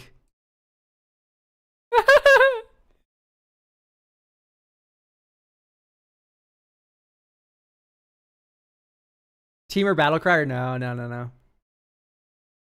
Apologies for being all dumb and overly like upset defensive. My brain is dumb. No, don't worry about it. You're good. I have I have a habit of apologizing. You would make a good sorry cop. You should play Disco Elysium. You'd have a good time. Speaking of Disco Elysium, I'll probably stream it tomorrow, if I had to guess. Barring me getting sick or something. I'm going to cut some of this ramp here. I really do like the ramp. I think I kind of just want to focus that ramp into different channels, though. Greater Good's definitely okay.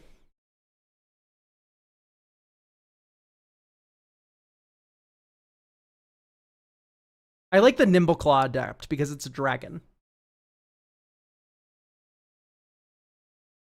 Yes, my day is going pretty well. Bona Lisa, thank you for getting a deck review for next week. Why no Teamer Battlecryer? Kind of interested. So, no Teamer Battlecryer because we're not casting any big dragon except for Ureni. You know what? Let's try it. I'm gonna try my Teamer Battlecryer might actually be good. I think my main concern about it is going to just be 3 mana cost reduce 1. But maybe that is just good enough already.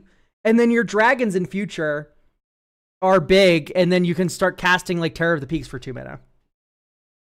So maybe it is good. Encroaching Dragonstorm? Yes, it's already in. Dragon Speaker Shaman? Yes, I like this one. I would not add the 2 mana one, I feel. I think 3 mana reduced by 2 is good. I think otherwise, no.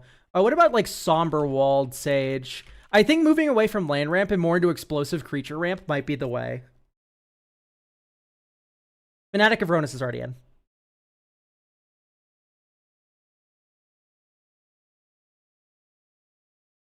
Like, creature ramp is more vulnerable to removal, but it's also, this is more explosive. I'm also gonna add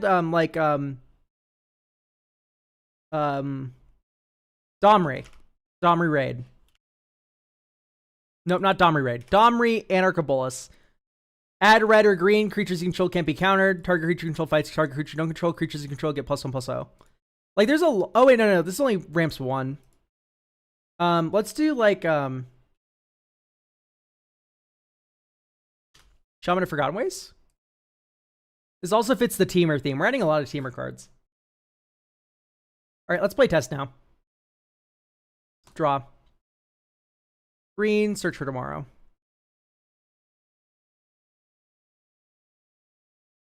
Think, crack this. Commercial district. Thank God, someone who runs surveillance. Green, wild growth this. Think, search your library for a mountain. Cinderglade, we controls no more than 2 basic lands. So 1, 2, 3. Dragon Speaker, Shaman. Rapid hybridization, something. 1, 2, 3, 4, 5, 6, 7. You ready? 1, 2, 3, 4, 5, 6, 8. All right, we hit 1 dragon here, Meringue River Regent. So we bounce up to 2 thingies. Yeah, let's say Rennie gets exploded. Sarkhan Fireblood's a good suggestion. Don't let me forget that one, chat. Okay, here we go. Dragon Speaker Shaman moment. 1, 2, 3. Bone Horde Dracosaur. Swing with a 6 power creature. Next turn. Arid Mesa. Crack it. Just get Mountain. 1, 2, 3, 4, 5, 6, 7, 8, 9. Rennie. Top 8. 1, 2, 3, 4, 5, 6, 7, 8. Okay, let's get Canopy Gargantuan. Sure. Think. Move to combat. Bone Horde. I forgot to exile off Bone Horde, but anyway. Next turn. Beginning of upkeep. On each other creature control, you can know that creature's toughness. 1, 2. 1, 2, 3, 4, 5, 6, 7. 1, 2, 3, 4, 5. 1, 2, 3, 4, 5, 6, 7. Okay. Like, you are exploding someone this turn. It's turn 7. This feels good.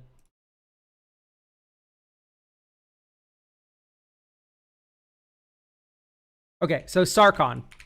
Sarkhan, both of these. You know what I mean? Sarkhan, Dragon Soul. No. Fireblood. Right? 3 mana for a Planeswalker, and then it explodes the game. Add 2 mana of any combination of colors. Spend this mana only to cast dragon spells. Hilarious. No, I like Canopy Gargantuan. I like just cheating into play. It's funny. All of the creatures are huge here, Crown. So I'm kind of into it.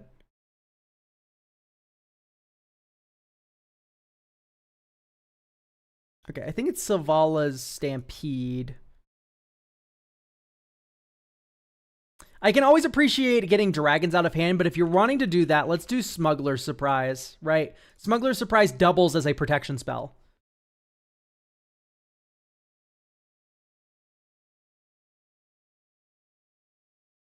Right, you can just go 2 mana, protect all my dragons. Because all of your dragons are huge.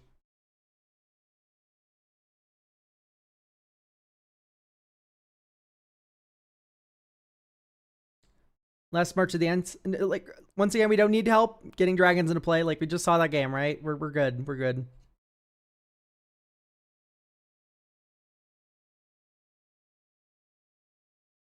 Frontier Siege is already in. Okay, Mirror Room is very greedy.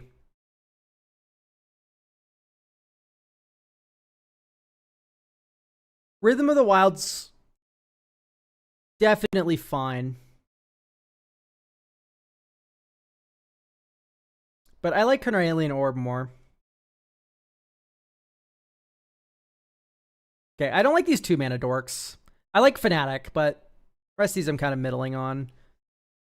It's kind of cool you can block with Sakura Tribuilder, I guess, in the other game. Yeah, let's keep the Sakura Tribuilder.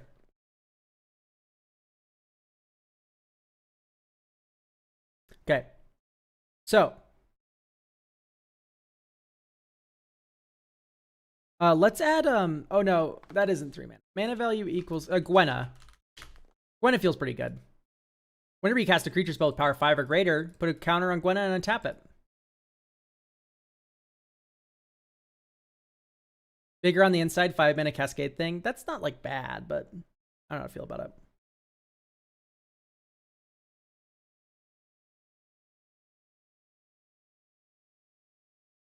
Non-combat damage to an opponent. I see. Selvala. Yes. Although I don't like that Selvala does things only after we've started doing stupid dragon shit. That's the one thing against Selvala. I'm actually going to open up a deck I've been like tinkering with. It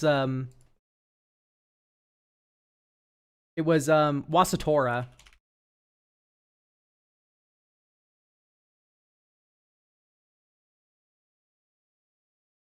No, Jolene wouldn't work well, would it? Probably not. Oh, if only we had Rivaz. I do like Swashbuckler, but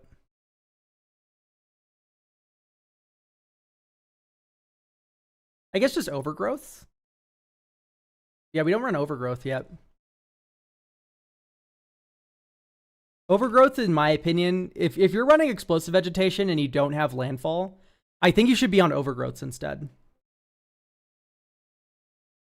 Whenever Enchanted Land is tapped for mana, its controller adds an additional 2 green. So this is ramping you by 2 for 3 mana.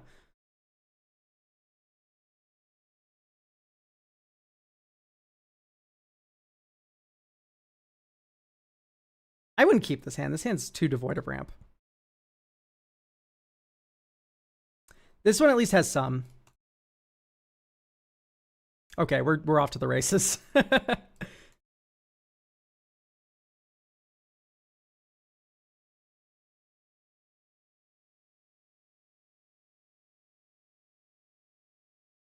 Keep Shaman of Forgotten Ways.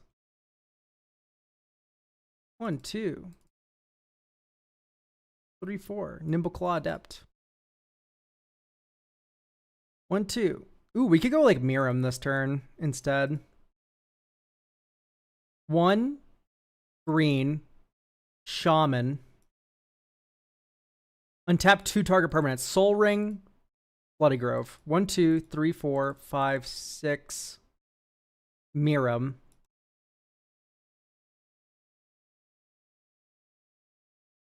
And then now you get to go 1, 2, 3, 4, 5, 6, 7, 8. So 7. There we go. And then we also get to tap Garrick for Garrick's Uprising.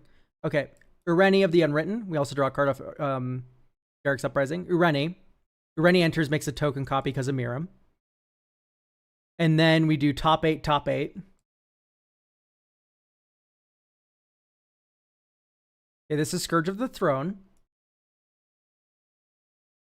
1, 2, 3, 4, 5, 7, 8. Okay, we're spoiled for choice here. Let's do Broodcaller. No. Let's do Meringue. Bounce 2 things.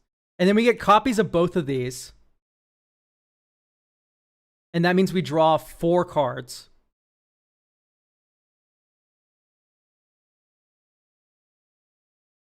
And then we go Nimble Claw Adept, untap Soul Ring, untap Shaman of Forgotten Ways.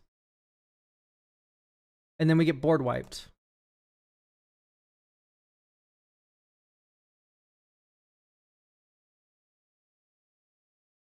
After we bounced everything back to our opponent's hands.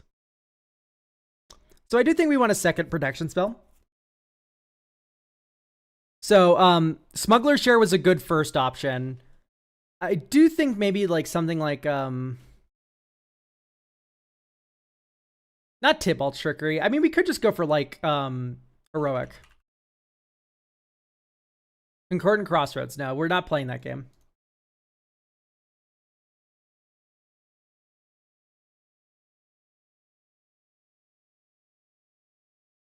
Blue March isn't a bad idea. I like that idea quite a bit, actually.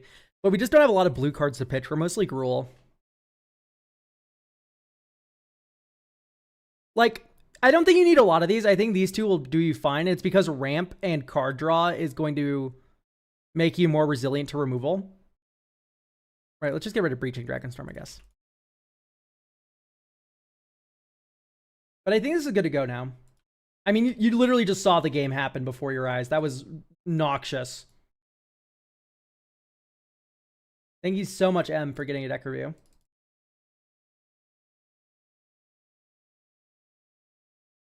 All right. We have Norman with Kuja. Kuja Wizards.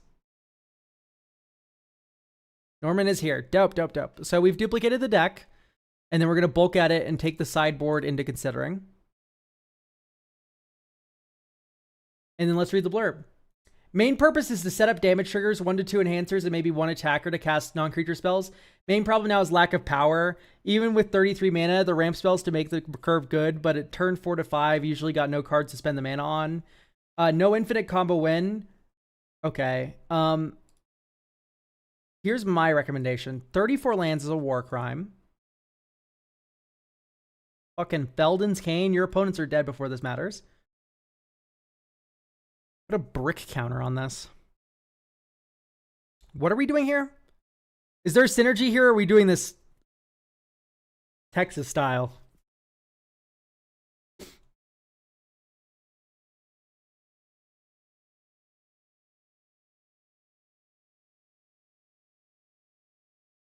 Bye, Em. Thanks for stopping by, and thanks for getting a deck review.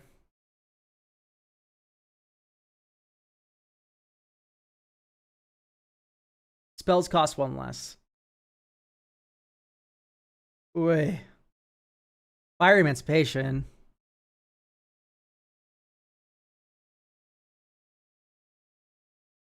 No, there's a lot of issues with this deck that I'm just like inherently just immediately picking up.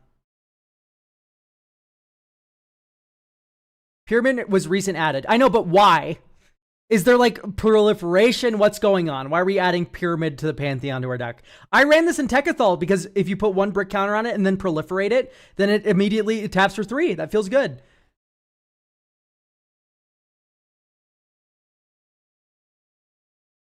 Okay, we definitely have an issue of too many payoffs here and not enough enablers.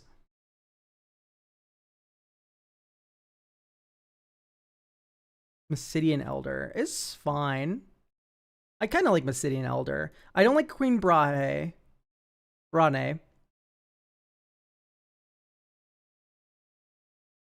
Okay. Although you're never getting a party, full party. Black Waltz is fine. Roaming Throne. I think we're getting way too cute with Roaming Throne. I'm sorry. Sulfim's decent.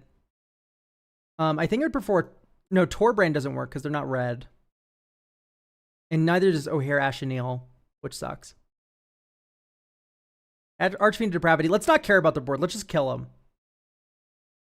Ramp only. Yeah, no. Pyramid of the Pantheon sucks. I have to pay 7 mana and then I'm allowed to get my first ramp off of it? Are you joking? Like, no.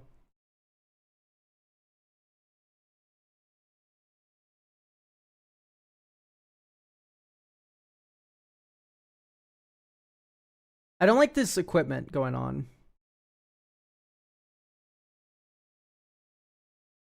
Have Improvise. Sure. Thought Vessel, no.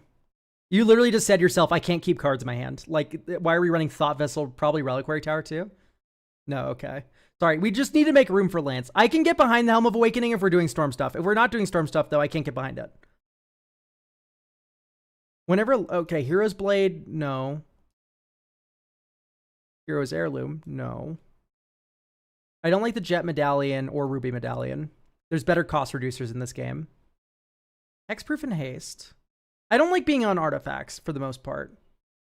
Requiem Monolith. Regalia is very slow ramp. By 4 mana, we want to play Kuja.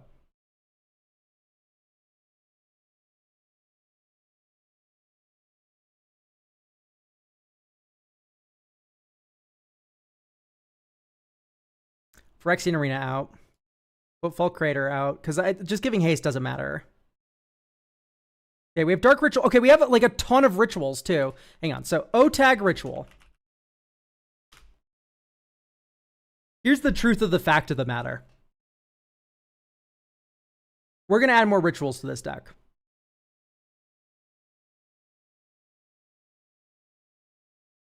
$30 max and sum. Okay. Battle Hymn is $1. That's worthwhile. $2. We're not 3. 4.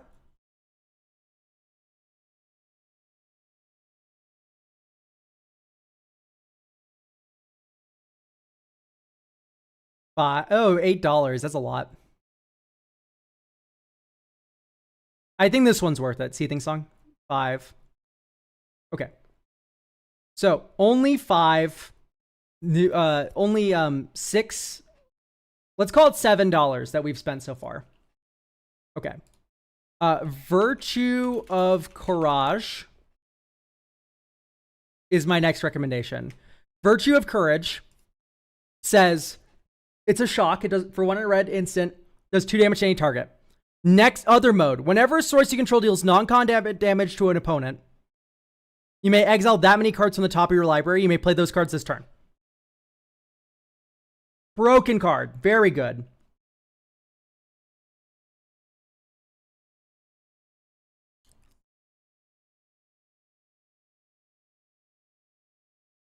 Okay, I like Mystics' Mastery, but let's move a little bit more to Jesskai's.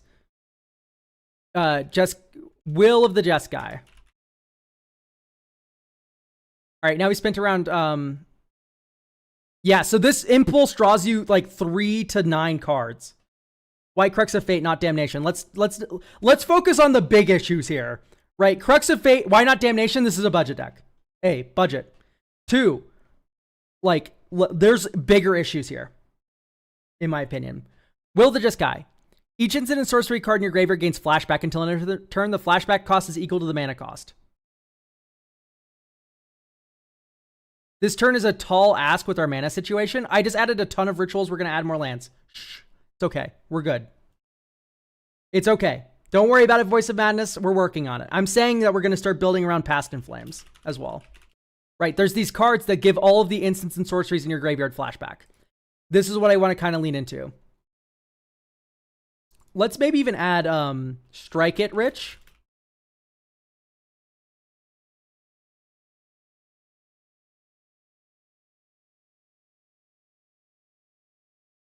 So now let's add lands.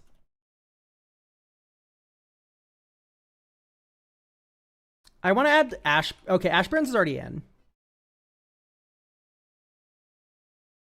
Black Dragon Gate is crazy.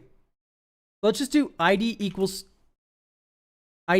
2, type land, sort USD, and then we'll scroll down past all the actual expensive ones, right? And then we'll get down into these cheaper ones that are more worthwhile to add for you.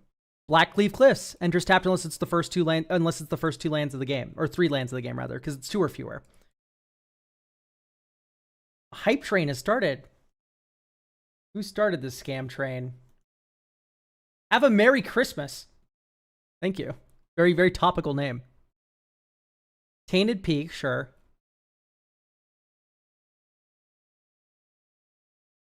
Blood-Soaked Insight's a fun one. I want to look for a couple land cyclers, because we have Bolas' Citadel.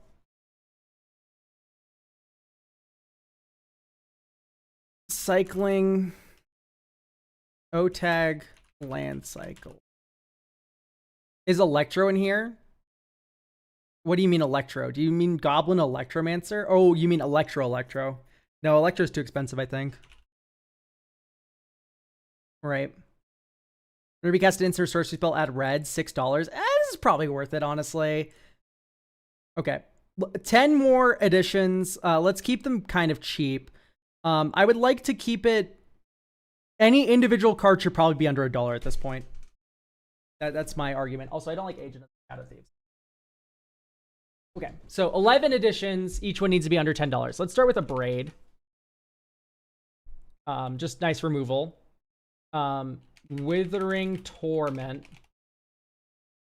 If you combine this with a Braid, it's like this is $1 each.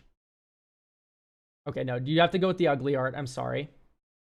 Asterian's Thirst. Oh, that sucks so bad. Let's go with more card velocity. Yeah. So more card velocity should probably come in the form of Impulse Draw. So what we're probably gonna be looking at there is Ren's Resolve. Ren's Resolve. Help me out here, chat. What are the other ones? Reckless, Impulse. What's the treasure one that's super broken? Party Thrasher's fine. That's not what I mean. Surge of Victory. Surge of Victory is cute. I don't really like it. I like it in like Pia Nalar, where all of our creatures have evasion. Impulse that makes spawns. Oh, I know the one you're talking about. Yes. Visions of MH3. Glimpse the Infinite. Thank you. Glimpse the Impossible is what it's called. Glimpse the Impossible. I like Big Score. Big Score I actually really like because it can filter red mana into black mana, which matters a lot. Instead of Slaughter, I'm going to recommend Pylon, which is just another lethal scheme kind of effect. You can just convoke it. Faithless Looting. Faithless Looting I like, yeah. Return the Favor. No. Let's add...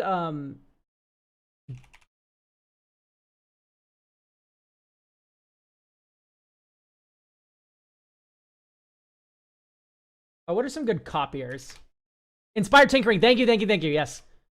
Inspired Tinkering. I don't like how Arcade Bombardment eats our own graveyard. This spikes so, and it makes me so mad that it did. We could do like bonus round shenanigans, but I don't think it's really necessary. Whenever you cast an instant or sorcery spell, copy it. This ability only triggers once each turn. This only triggers once each turn. This only triggers once each turn. There's no one that just like does it forever, which pisses me off. I guess Krark, but you really want to be Krarking.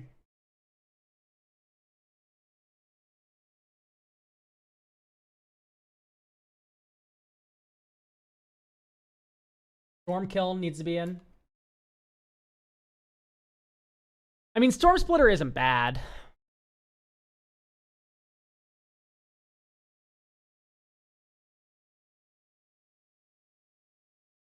Okay.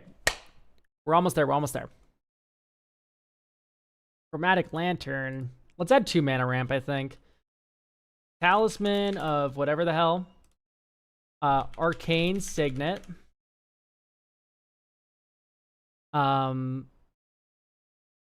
Rakdos Signet.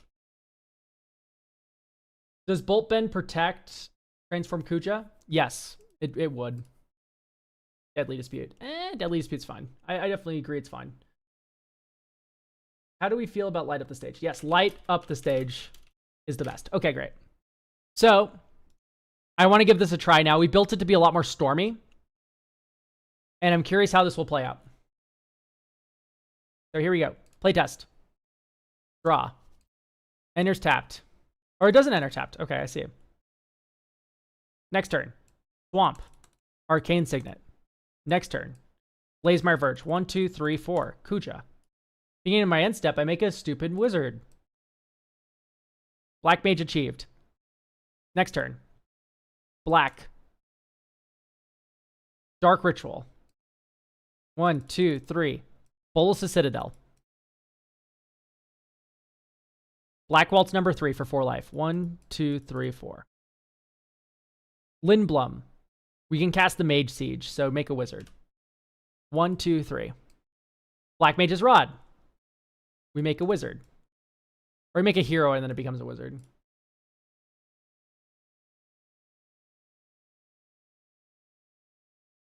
Mountain. We have not played land for turn. Swamp. So we're passing now. Okay, Kuja flips. Next turn. Swamp. That's Mystics' Mastery, so it doesn't matter. Top cover library. Or actually, let's go. Let's not play our land yet. Midgar, -3 life. 1, 2, 3.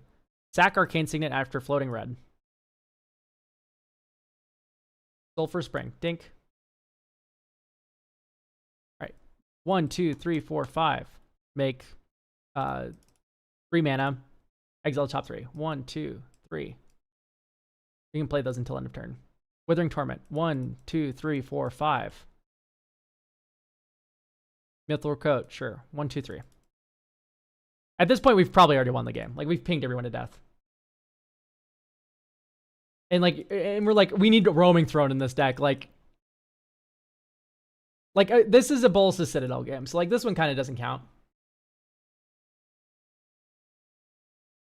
So, this one kind of So let's do a non-Bulls to Citadel game. Draw. Dink. Next turn. Dink. Diabolic Intent. Let's just develop the Rod, I think. Battle him. Oh, this is so bad. We're diabolicing intenting for a land. Rough.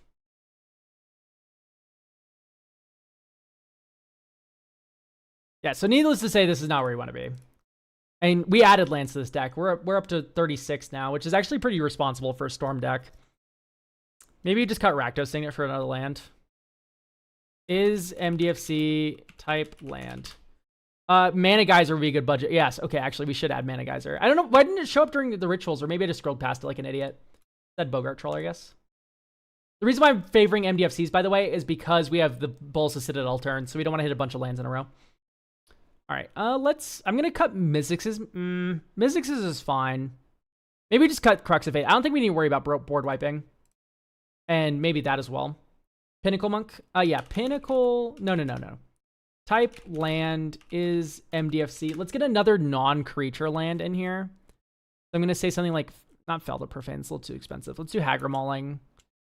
And then, or Malakir Rebirth's also too expensive. But then, after 38 lands, I'm going to call it done.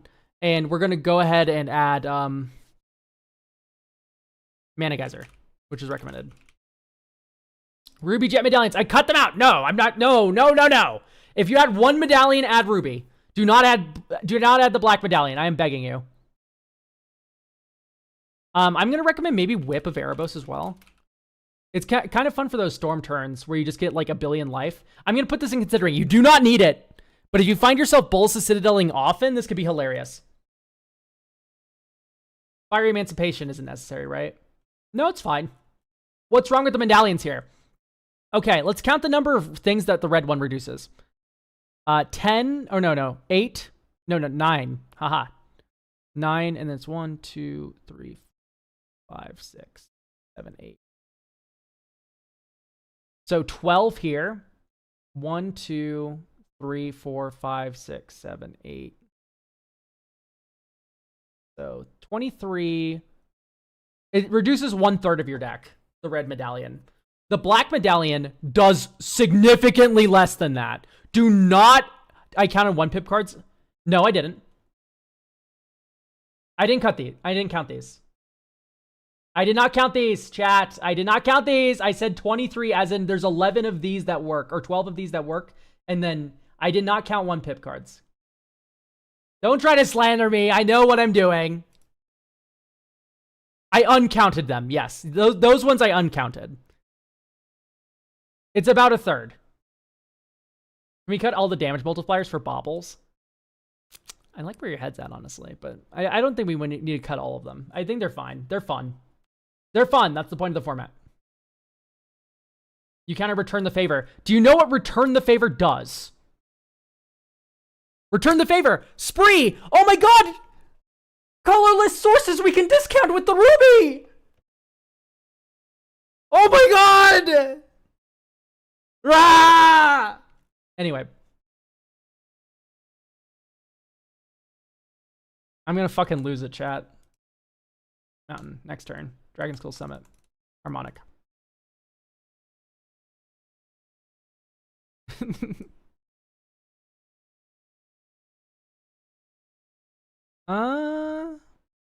Yeah, let's just corner by Black Mages. Fuck your Llanowar Elf in particular.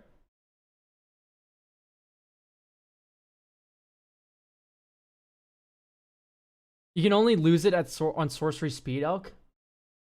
You can only lose it on Sorcery... you need to explain that better. I don't know what you're talking about, Zenthus. Oh, you can only lose it. I see. I thought you were talking about something that was happening. I was like, damn. Okay. Added token. Wizard. Oh, hey, look. Black wizard creature. And then if we control 4 or more wizards, we transform Kudra, which we do. And we also make a second wizard because Harmonic Prodigy is broken. Aha. Next turn. Okay. Diabolic Intent.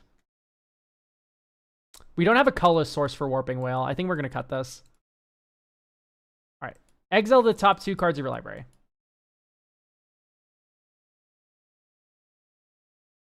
One, two. Diabolic Intent. Sack a wizard. Get Virtue of Courage to our hand. Next turn. 1, 2, 3, 4, 5. Virtue of Courage. Land. And then we can Vandal Blast something. That does 1, 2, 3, 4, 5, 6, 7, 8 damage. So we exile the top 8 cards of our library. And we may play them this turn. Right? So now we go infinite. Like not infinite. It's not a true infinite, but like, let's face it, this is 3 turns without removal. You kind of fucking deserve it. Yeah, if you haven't blown up any of my shit by that point. I'm going to agree with chat that Fire Emancipation's too much. I like the Harmonic Prodigy. This is a fun multiplier. I like Solfim. Solfim's great. Here's what you'll mill out. They'll die before we mill out. If you've cast enough spells with Virtue of Courage to exile that many cards off the top of your library, you're not getting another draw step to worry about it. But also, you may exile that many cards. Yeah, you're good. You may exile that many cards. All right, listen, I'm going to backpedal a little bit. Maybe Ruby Medallion is worthwhile. It ramps your commander, you know, and then we're going to get rid of Warping Whale. I would not add Black Medallion. Black Medallion sucks. In this deck. In this deck, in this deck, in this deck, in this deck, in this deck. Please, please, please, please, please. Black Medallion sucks in this deck. There's not enough black cards for it. Let's do Saw in half. It's just funny. This is too expensive. Let's not add this card. Keep it very cheap. Very cheap card. That's very good in Storm.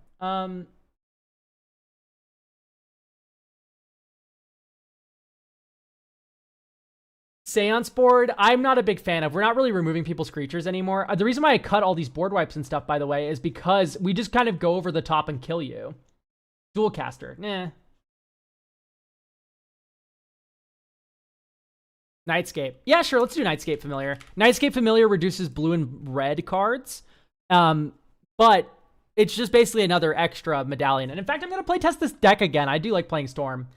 So let's deal another hand.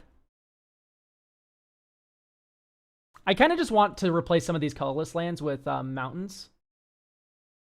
Dink. Because we're not here for a long time. We're here for a fun time. So let's add some mountains. We don't need to worry about removing hexproof because we're just going to kill you. All right, let's play test now. Discard. Draw. Swamp. Next turn. Mountain. Command Beacon, I see. Okay. Nightscape Familiar. Next turn. 1, 2, 3, Kuja.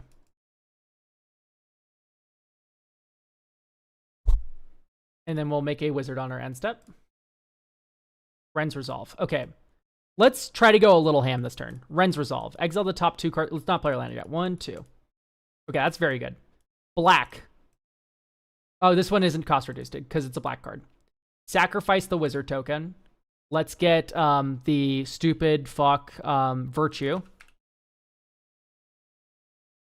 Right, and then this is an exile. We can play it next turn. We're probably not going to, but we can. We make another wizard. Okay, here we go. This is our big Storm turn. 1, 2, 3, 4. Virtue of Courage. It's cost reduced by 1. Battle him. We make 3 red mana. We ping each opponent for 1 damage. We exile the top 3 cards of our library. We may play them this turn. All right. 1, 2. Mysidian Elder. Makes a wizard. Floating red mana. Strike it rich. That hits each of our opponents for 2. So we're going to get 1, 2, 3, 4, 5, 6 cards exiled. We did hit another ritual, but we don't have a land drop, sadly. I shouldn't have exiled because we just have no way to make mana.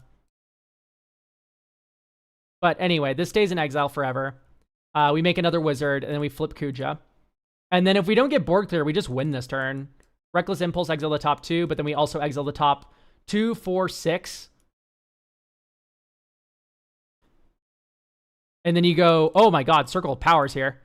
So red, Infernal Plunge, sacrifice the Mysidian Elder. That's another 6 exiled. 1, 2, 3, 4, 5, 6.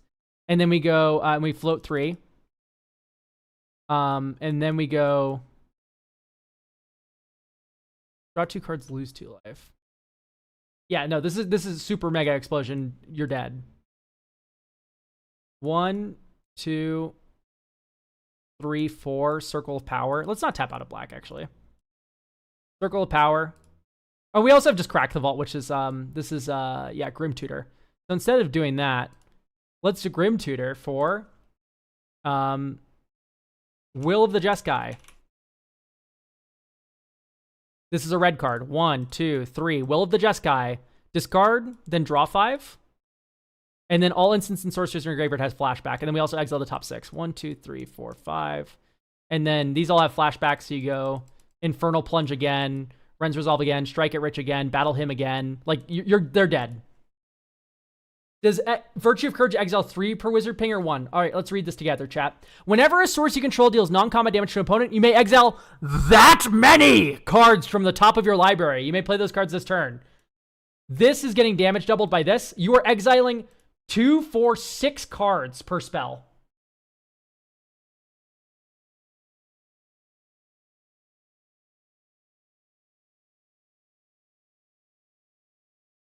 So this is good to go.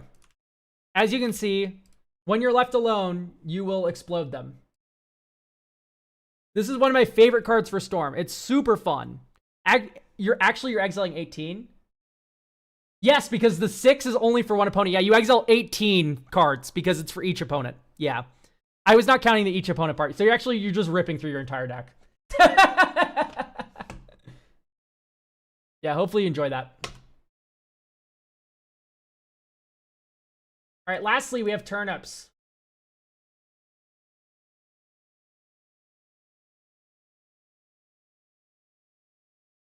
We have turnips here, and we're looking at Anzrag the Quake Mole.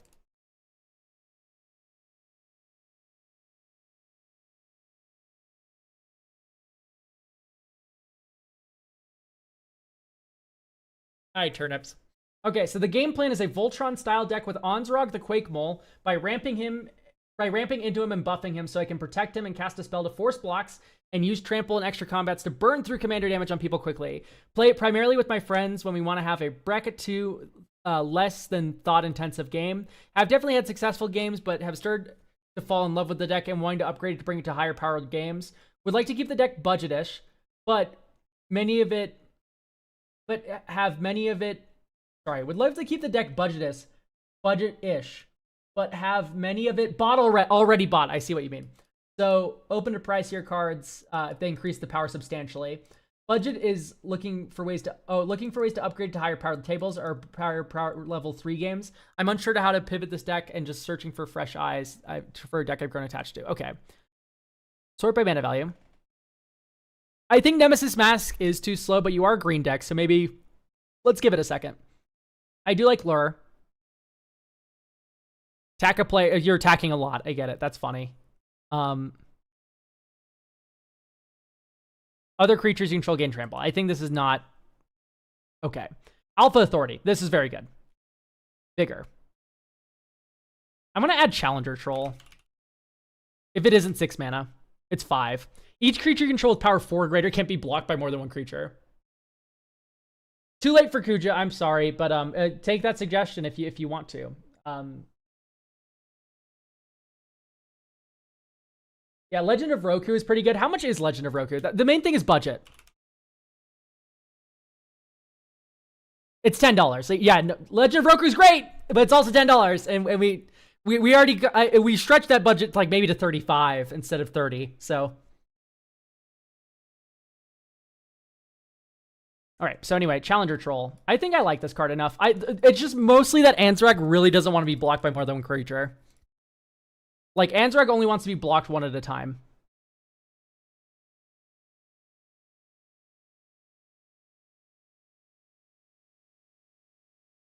I'm going to get rid of Ewit. I don't like Ewit unless you have a way to flicker it.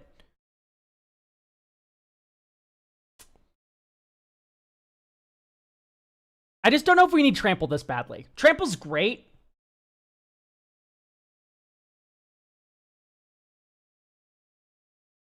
But I think the Challenger Troll is more important, right?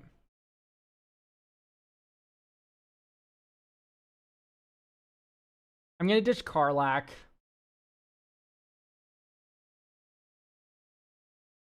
Thunderfoot Baloth. Oh, it gives trample. Okay, that's why we're running it. Garrick's Uprising. You need it to kill him. I know, there has to be better options than what you're running. Decimate is very slow.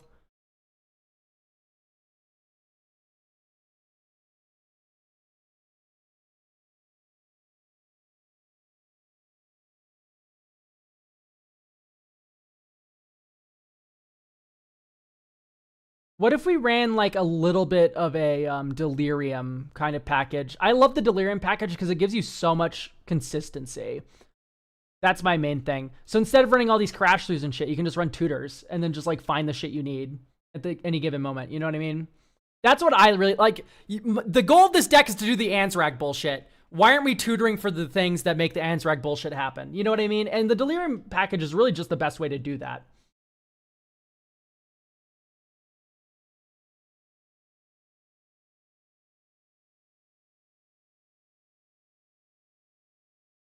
Oh, sorry, that was Provoke, right? I like Provoke because here's what you can do with Provoke. You provoke, you overprotect on their creature, and then you have like you have an aura and Mage Slayer. And then you just win against that player. You kill that player anyway. That's funny. What's the Delirium package? So we're gonna cut a forest. Hello? Okay, that worked. And another forest. And we're gonna go traverse the Ulvenwald. Search your library for a basic land card, reveal it, put it in your hand, then shuffle. Then if there are 4 more card types among cards in your graveyards, you may instead search for a creature or land card. Put in your hand, then shuffle. Oh yeah, Heirloom is also really good. Way better than the other trample enablers you're running, because this one draws you cards. And it's also a mana rock.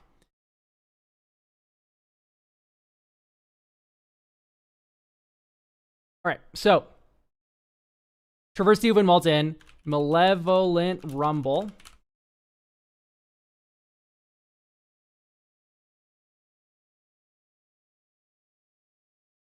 Corsair. What's the name of the card? It's the Prize Unicorn with Bestow.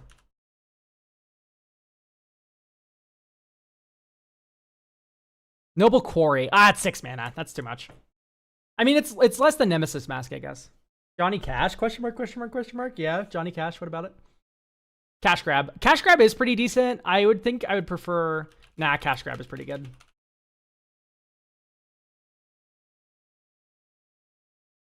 Cash Grab is just pretty good. But anyway, after a couple of these little like mill dorks like this, it's just super easy to just go, dink, done. All right, Evolving Wild's out. I want to give you Commercial District.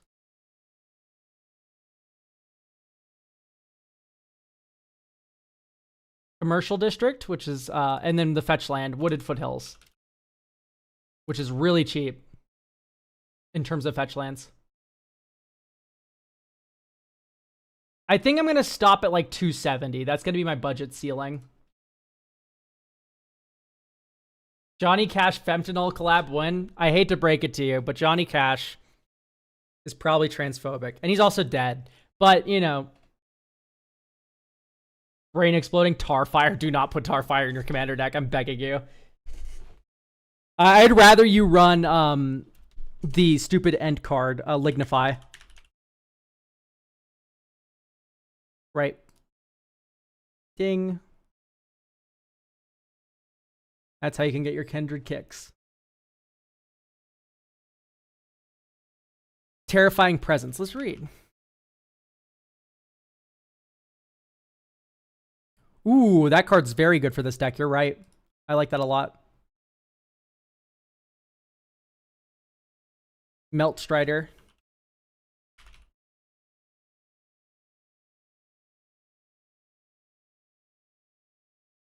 This is okay. I think we're fine on Delirium types. What brackets is 4-3. So I think The last edition I want to make.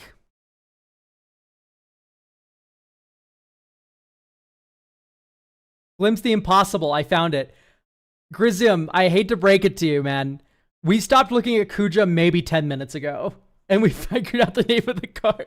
Glimpse the Impossible. I found it after like 30 minutes. We already got it in the deck. Don't worry about it. Sword of Feast and Famine is hilarious.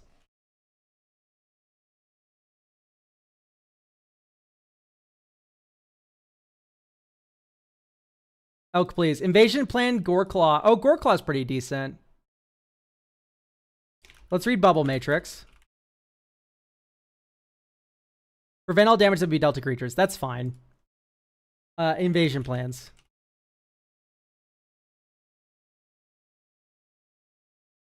Yes, Invasion Plans is really good. Goreclaw. What I don't like is whenever Goreclaw attacks, that's when they gain trample.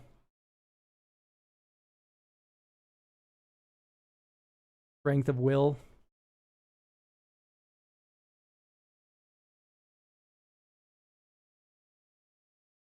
Oh yeah, true. Definitely decent. Probably better than Overprotect, I would have to say.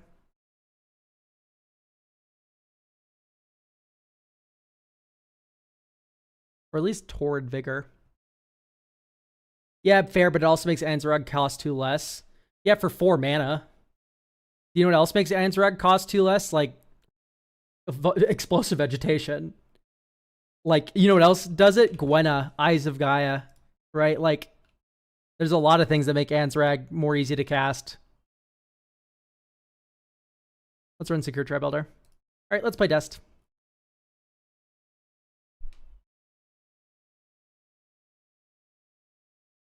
I don't know if I like you've been caught stealing. This seems a little bit slow. And it's also 1 red to have 1 extra combat and then 1 fight. Let's add another creature tutor. I think I'm going to go with...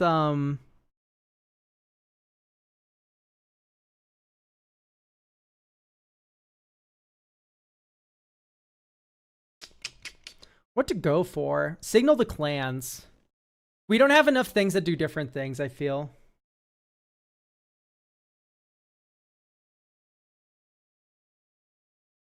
Maybe we just do Analyze the Pollen. It's a land drop. It's also collect evidence 8, get a creature or land. Nature's Rhythm. I don't hate. All right, let's play test.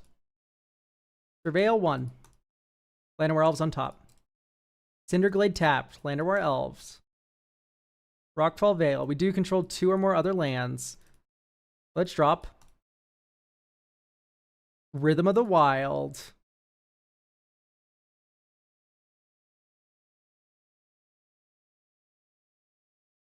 Anara. Cameo Safekeeping Anara. 1, 2, 3, 4. Ansrog, the Quake Mole. Enters, gains haste. I hate you for 8. You accept that. Great. Okay, also, why are we running Heritage Reclamation instead of Return to Nature? Just a straight upgrade. Or even Insidious Fungus. Right. Just blow up artifact, blow up enchantment, draw a card, you may ramp. Probably better. I know, but we don't want to harmonize with our 8-power creature. We want to kill you with it. That's my only issue. Okay, turn 1, we surveil for Commercial District. This is the power of Commercial District, especially when you hit an instant or something, yeah. 1, 2, Gruul Signet, next turn. Think 1, 2, 3. I think you want to get Garrick's Uprising first before doing anything else. And then you go 1, 2, 3, 4. Ansrog, draw a card. Crack Terramorphic Expanse, get Mountain tapped. Next turn. Mossfire Valley. Then you go 1 Infiltration Lens. Green, green, 1. Lure onto Ansrog.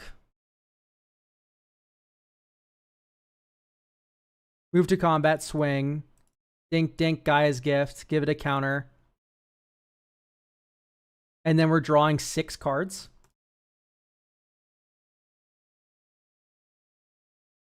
Move to discard. Roar of Challenge. That was a pretty good turn 5, I feel. Even if Ansrog gets blown up here, you just get to next turn Forest and then develop. Lenses may, by the way. You may draw 2 cards. Well, why would I not want to draw 6 cards? Why would I want to draw less?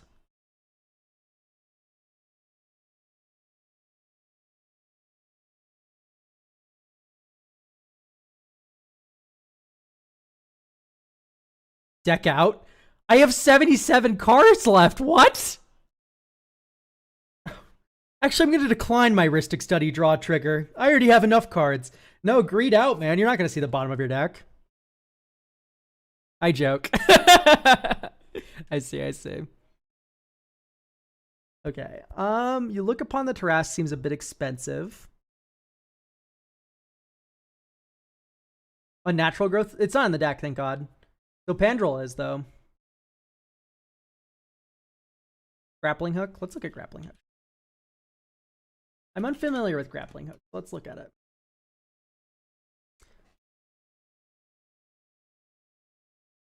Eight mana. Croson Grip, why? Okay, you see, I used to shit on Croson Grip.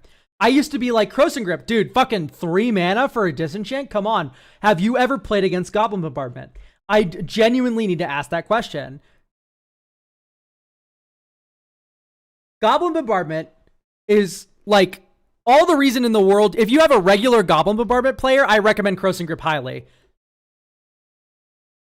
Goblin Bombardment's fucking atrocious to play against. So I totally understand. Like alone, Goblin Bombardment has flipped my opinion of Croson Grip.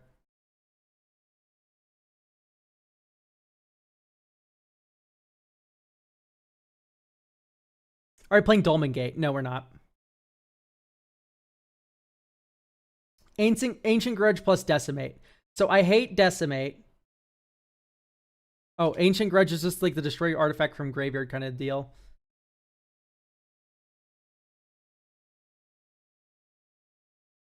Yeah, no. If you're up against sack players all the time, I'm totally cool with the Croson Grip. Like, no questions asked. You know what's really good in this deck actually is Beast Within. You blow up like their Rhystic Study, and then you give them something to block with. And then you force them to block with it.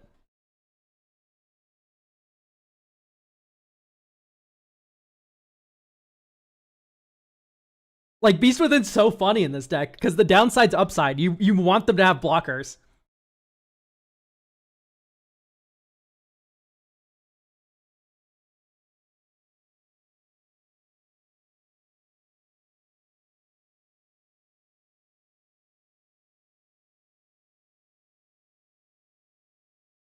Has Provoke. Has Provoke. Is there anything that gives Provoke? I don't think so, right? Provoke's the best thing for this deck, but there's just no way to give it to non-sliver creatures. Also, I'm cutting all this 3 mana ramp. I don't think you should be 3 mana ramping in this deck. Right, your commander's 4. You probably just want to be ramping on 2. Forbidden Orchard. Ooh, Forbidden Orchard is a very, very good suggestion, actually, yeah. I think it's pretty cheap now, too. I remember paying $20 for that card. 2 Ds, not 2 Bs. Forbidden Orchard. It's $7, so take that one as it is, right? I also do like the Battle Bond card. What the fuck is it called? Mana value equals 2. Oh, mirror. It's like spawning something.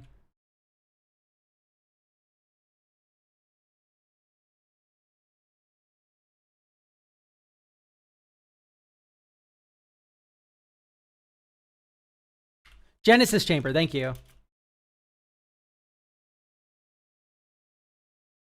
Whenever a non-token creature enters the battlefield, if Genesis Chamber is untapped, that creature's controller creates a 1/1 mirror. So now every creature comes with a friend. What does that mean? Twice as many blockers, baby! You have Challenger Troll in play. You have Ansrog. You have Allure. Boom, boom, boom, boom, boom, boom, boom! Just like rapid fire murder. It's so funny. Origin of Mental Bending? Yeah, that is probably better than one of the disenchants already being run. If I can find one, then we can put that in.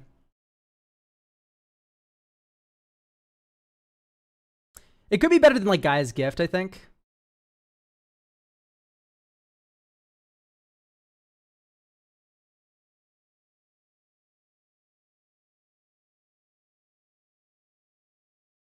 Origin of metal bending.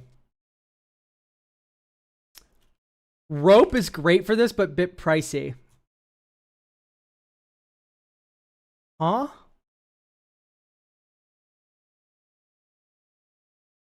Are you talking about the goddamn equipment from Clue?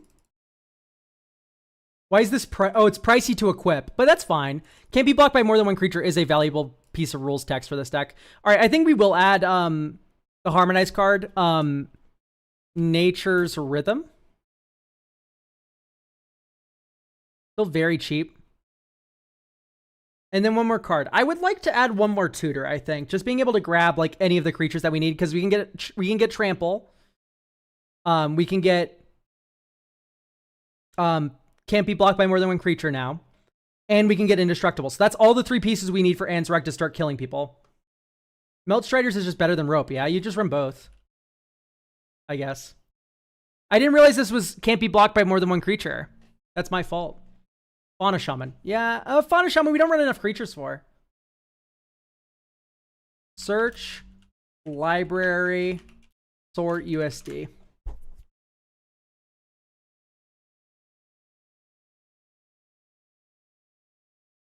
Invasion of Ikoria searches for a non-human creature card. That could be worth it. And then you can assign combat damage as though it weren't blocked.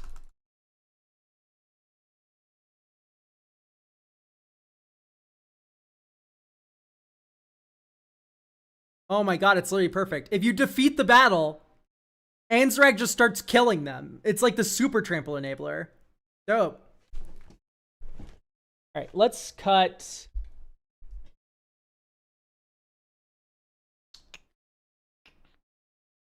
Maybe just Hull Breach. We added Origins of Metal Bending. All right. We don't have both colors. I'm probably just not going to keep this. Okay, this is keepable. Draw. Dink. Rootbound Crag enters tapped. We probably should have just played that on turn 1.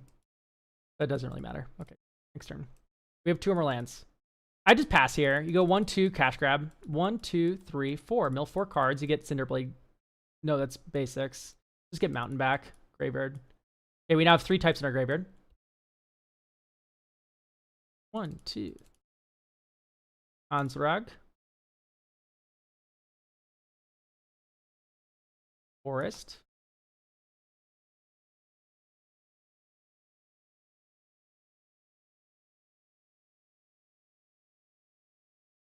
Okay, so it's just swing at someone, I guess, and then pass, and then you go Dive stand, protect it.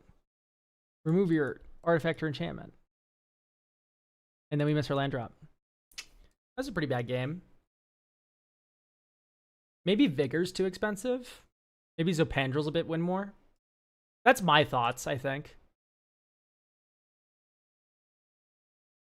Why not artifact lands? I agree with you for the first one. I think the bridge is worth playing.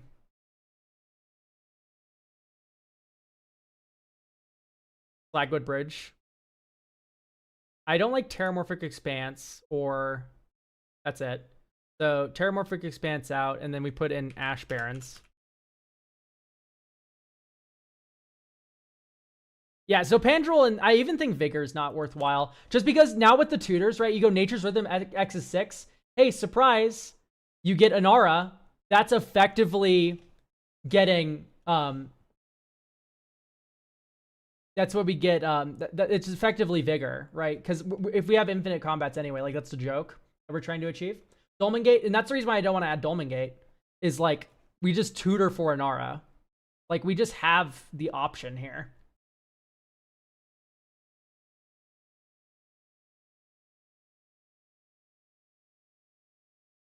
And like generals, like this is probably also not as good, but it's also not 6 mana. You know what I mean?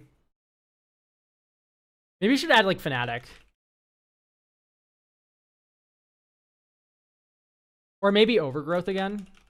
What I like about Overgrowth here, Arbor Elf.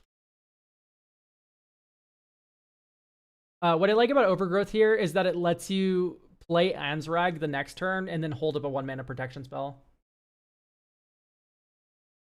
Winglemate, thank you for supporting me and getting a deck review. Yisan Wanderer Bard. It's not a bad idea. It just takes a long time to get powered up.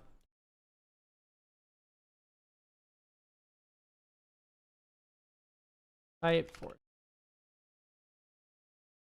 Let's just get commercial. Just we have 2 types in the graveyard. Flagwood Bridge, Elvish Mystic. Yes.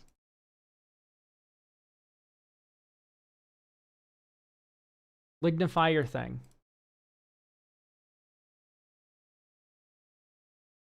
Stomp. Dope. Well, we're kind of forced to play Anzorag now, even though I don't really like it. 2, 4. Anara, swing. Vandal Blast. Okay, we can Terrifying Presence lure this turn.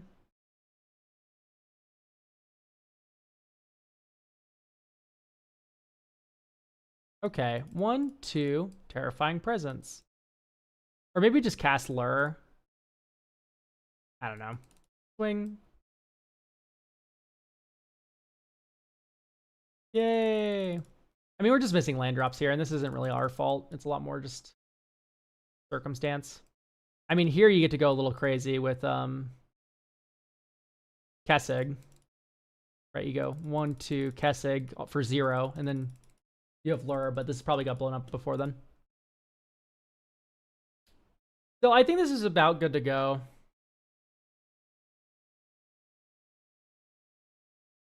It's a lot more consistent now.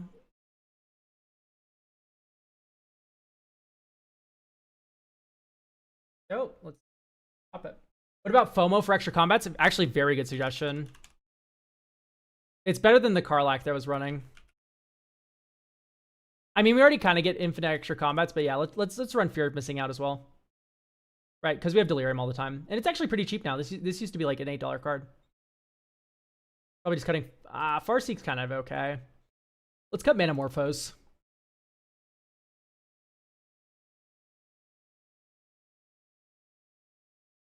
Bestial Fury. Anything later tonight? Not really. It's +4/+7 against trampled. I don't like auras. That's the only issue. All right, YouTube. Listen, I think that's it for us. Thank you all for stopping by. Get your deck review through the coffee. How many slots do we have left?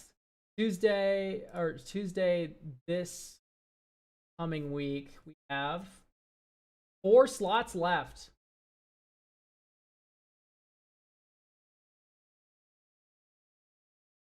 So we have 4 slots left for next week.